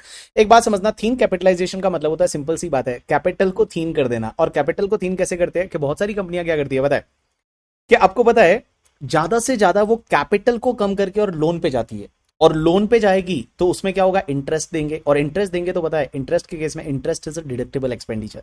अगर आप dividend देते हो, dividend deductible expenditure नहीं है, but interest is a deductible expenditure. तो बहुत सारी MNCs क्या करती थी, मल्टीनेशनल कंपनीज है ना, वो मल्टीनेशनल कंपनीज क्या करती थी पता है, कि एक ही कंपनी से दूसरी कंपनी में इक्विटी से इन्वेस्ट नहीं कराते थे, वो हमेशा डेट देते थे, और आपका इंटरेस्ट एक्सपेंडिचर इतना हो जाता था ना, और जिससे क्या होता था, इंडिया में इनकम है वो बहुत ही कम हो जाती थी, इंडिया में जो प्रॉफिट है वो डिसअपियर हो जाता था। तो इसको काउंटर करने के लिए बैप्स का एक्शन प्लान नंबर 4 है, और ये बैप्स का एक्शन प्लान नंबर 4 है ना, वो ये बोलता है थीन कैपिटलाइजेशन, और वो ये बोलता है कि आप एक काम करिए ना, कि कभी भी इंटरेस्ट को एक लिमिटेड अमाउंट में ही अलाउ करिए, और लिमिटेड अमाउंट में ही अलाउ करिए। और अगर आप इंडिया की बात करेंगे तो इंडिया में आपको पता है एक सेक्शन होती है अपनी 94B करके, और 94B में ये बोला हुआ है, आपको याद रहेगा, वो EBITDA का 30% से ज्यादा इंटरेस्ट नहीं होना चाहिए, याद आया करके, ठीक है। ऑडिट में भी, टैक्स ऑडिट में भी ये वाला पॉइंट आता है करके, ठीक है। तो आपने ये देखा होगा कि एक बात बताइए मुझे, यहाँ पे जो यही दे रखा है, जो मैंने आपको अभी बताया ना वही दे रखा है, तो वो आपको याद रखना है। तो थीन कैपिटलाइजेशन का मतलब क्या होता है कि आप कैपिटल को कम कर रहे हो, लोन को बढ़ा रहे हो, और लोन को इसलिए बढ़ा रहे हो क्योंकि इंटरेस्ट इज अलाउबल एक्सपेंडिचर। तो ऐसा लोग करते थे, तो इसको काटने के लिए इन्होंने क्या किया, यहां पे एक्शन प्लान नंबर आपका 4 लाया। ऐसे ही एक क्वेश्चन नंबर आपका 7 और है, 7 और देख लेते हैं अपन। बट देखो 7 में आपको थोड़ा सा ऐसे समझ में नहीं आएगा ये क्या है, बट देखो जितना समझ में आया समझ लेना। सबसे पहले what is the meaning and difference between the hybrid mismatch and branch mismatch? Briefly mention the reason why hybrid mismatch arrangement arise and which action plan of BEPS gives the recommendation in this regard. अब एक बात समझना, hybrid mismatch arrangement क्या होता है पता है तुमको? देखिए पहले इसमें लिखा हुआ क्या है वो सब पढ़ते हैं। A hybrid mismatch is the arrangement that exploits a difference in the tax treatment of an entity or an instrument under the laws of the two or more tax jurisdiction to achieve the double non-taxation. Means यहां पे क्या हो रहा है, hybrid mismatch तब होता है जब दो कंट्री में लॉ का ऐसे बेनिफिट लिया जाता है जब दोनों ही जगह टैक्स नहीं लगता। मतलब डबल नॉन टैक्सेशन का मतलब हुआ कहीं पे भी टैक्स नहीं लगेगा, ऐसे किया जाता है। अब आप बोलोगे ऐसे कैसे हो सकता है सर? ऐसा कैसे हो सकता है? जैसे मैं एक एग्जांपल लेता हूं करके, ठीक है। जैसे फॉर एन एग्जांपल, एक कंट्री बोलती है डिविडेंड है वो एग्जेम्प्ट है, और दूसरी कंट्री जो बोलती है वो बोलती है कि भाई डिविडेंड एग्जेम्प्ट है, एक कंट्री ये बोलती है। अब एक बात समझना, एक कंट्री में जो बोल रही है ना कंट्री का डिविडेंड एग्जेम्प्ट है, वहां पे कुछ डिविडेंड मिला, उस कंट्री का कोई रेजिडेंट पर्सन है उसको डिविडेंड मिला तो वो एग्जेम्प्ट हो जाएगा। लेकिन दूसरी कंट्री में उसी डिविडेंड को इंटरेस्ट बोला जाता है, दूसरी कंट्री में उसी डिविडेंड को इंटरेस्ट बोला जाता है। तो दूसरी कंट्री में जो एंटिटी रहेगी वो एंटिटी क्या करेगी, इंटरेस्ट का डिडक्शन ले लेगी। इंटरेस्ट इज अलाउबल एक्सपेंडिचर, तो इंटरेस्ट का डिडक्शन ले लेगी। तो एक बात बताओ, एक कंट्री में उसी जो पेमेंट है ना, पेमेंट एक ही है। एक कंट्री जो है उसका टैक्स लॉ बोलता है ये इंटरेस्ट है, और दूसरी कंट्री का टैक्स लॉ बोलता है ये डिविडेंड है। तो एक कंट्री का जो टैक्स लॉ डिविडेंड बोल रहा है उस कंट्री में उस पर कोई टैक्स नहीं लग रहा, और जिस कंट्री का टैक्स लॉ उसको इंटरेस्ट बोल रहा है वो इंटरेस्ट अलाउबल एक्सपेंडिचर है। अब एक बात बताइए, उधर एक कंट्री में इंटरेस्ट अलाउ हो रहा है और दूसरी कंट्री में कॉरेस्पॉन्डिंग वो टैक्सेबल भी नहीं हो रहा है, तो यहां पे देखिए ना, यहां डबल नॉन टैक्सेशन हो गया ना, इधर टैक्सेबल नहीं हुआ और उधर खर्चा भी अलाउ हो गया। तो ऐसा होता है, इसी को बोला जाता है हाइब्रिड मिसमैच अरेंजमेंट। तो ये हाइब्रिड मिसमैच अरेंजमेंट जो होता है ना, इसी को इन्होंने काउंटर करने के लिए बोला था। बेप्स का एक्शन प्लान नंबर 2 होता है, और वो ये बोलता है कि भैया आप एक काम करिए कि आप अपने डोमेस्टिक लॉ को चेंज करिए, और डोमेस्टिक लॉ को चेंज करके और आप ऐसे बनाइए जिससे कि लोग ये हाइब्रिड मिसमैच अरेंजमेंट नहीं करे करके, ठीक है। अब हाइब्रिड मिसमैच अरेंजमेंट कैसे हो सकता है? या तो creation of the two deduction for the single borrower, आपने एक ही लोन लिया है, लोन आपने एक लिया और उसका इंटरेस्ट दो कंट्री में उसका डिडक्शन ले रहे हो, ऐसा हो सकता है करके, ठीक है। दूसरा, generation of deduction without corresponding income inclusion, यही मैंने आपको एग्जांपल में बताया था। Misuse of the foreign tax credit and participation exemption regimes. Exemption regimes मतलब जहां पे आपका टैक्स हॉलीडेज, या अपन बोल सकते हैं ऐसी टैक्स वाली कंट्रीज है जहां पे टैक्स लगता ही नहीं है, टैक्स हेवन कंट्रीज, वहां पे जाके और आप काम कर रहे हो, दैट इज कॉल्ड, वहां पे इसकी वजह से आप टैक्स बचाने के लिए ऐसा कर रहे हो, तो वो हाइब्रिड मिसमैच में आ जाएगा। तो आपको एक बात बताओ, इसमें जितना याद रहे उतना आप रख देना। अब एक बात समझना, यहाँ पे ब्रांच मिसमैच का मतलब क्या होता है कि एक बात बताओ, जैसे फॉर एन एग्जाम्पल ये मैं बता दूं, इंडिया में क्या हुआ, एक हेड ऑफिस है, और मान लो इंडिया का हेड ऑफिस है, उसकी एक ब्रांच जो है वो फॉर एन एग्जाम्पल श्रीलंका में है।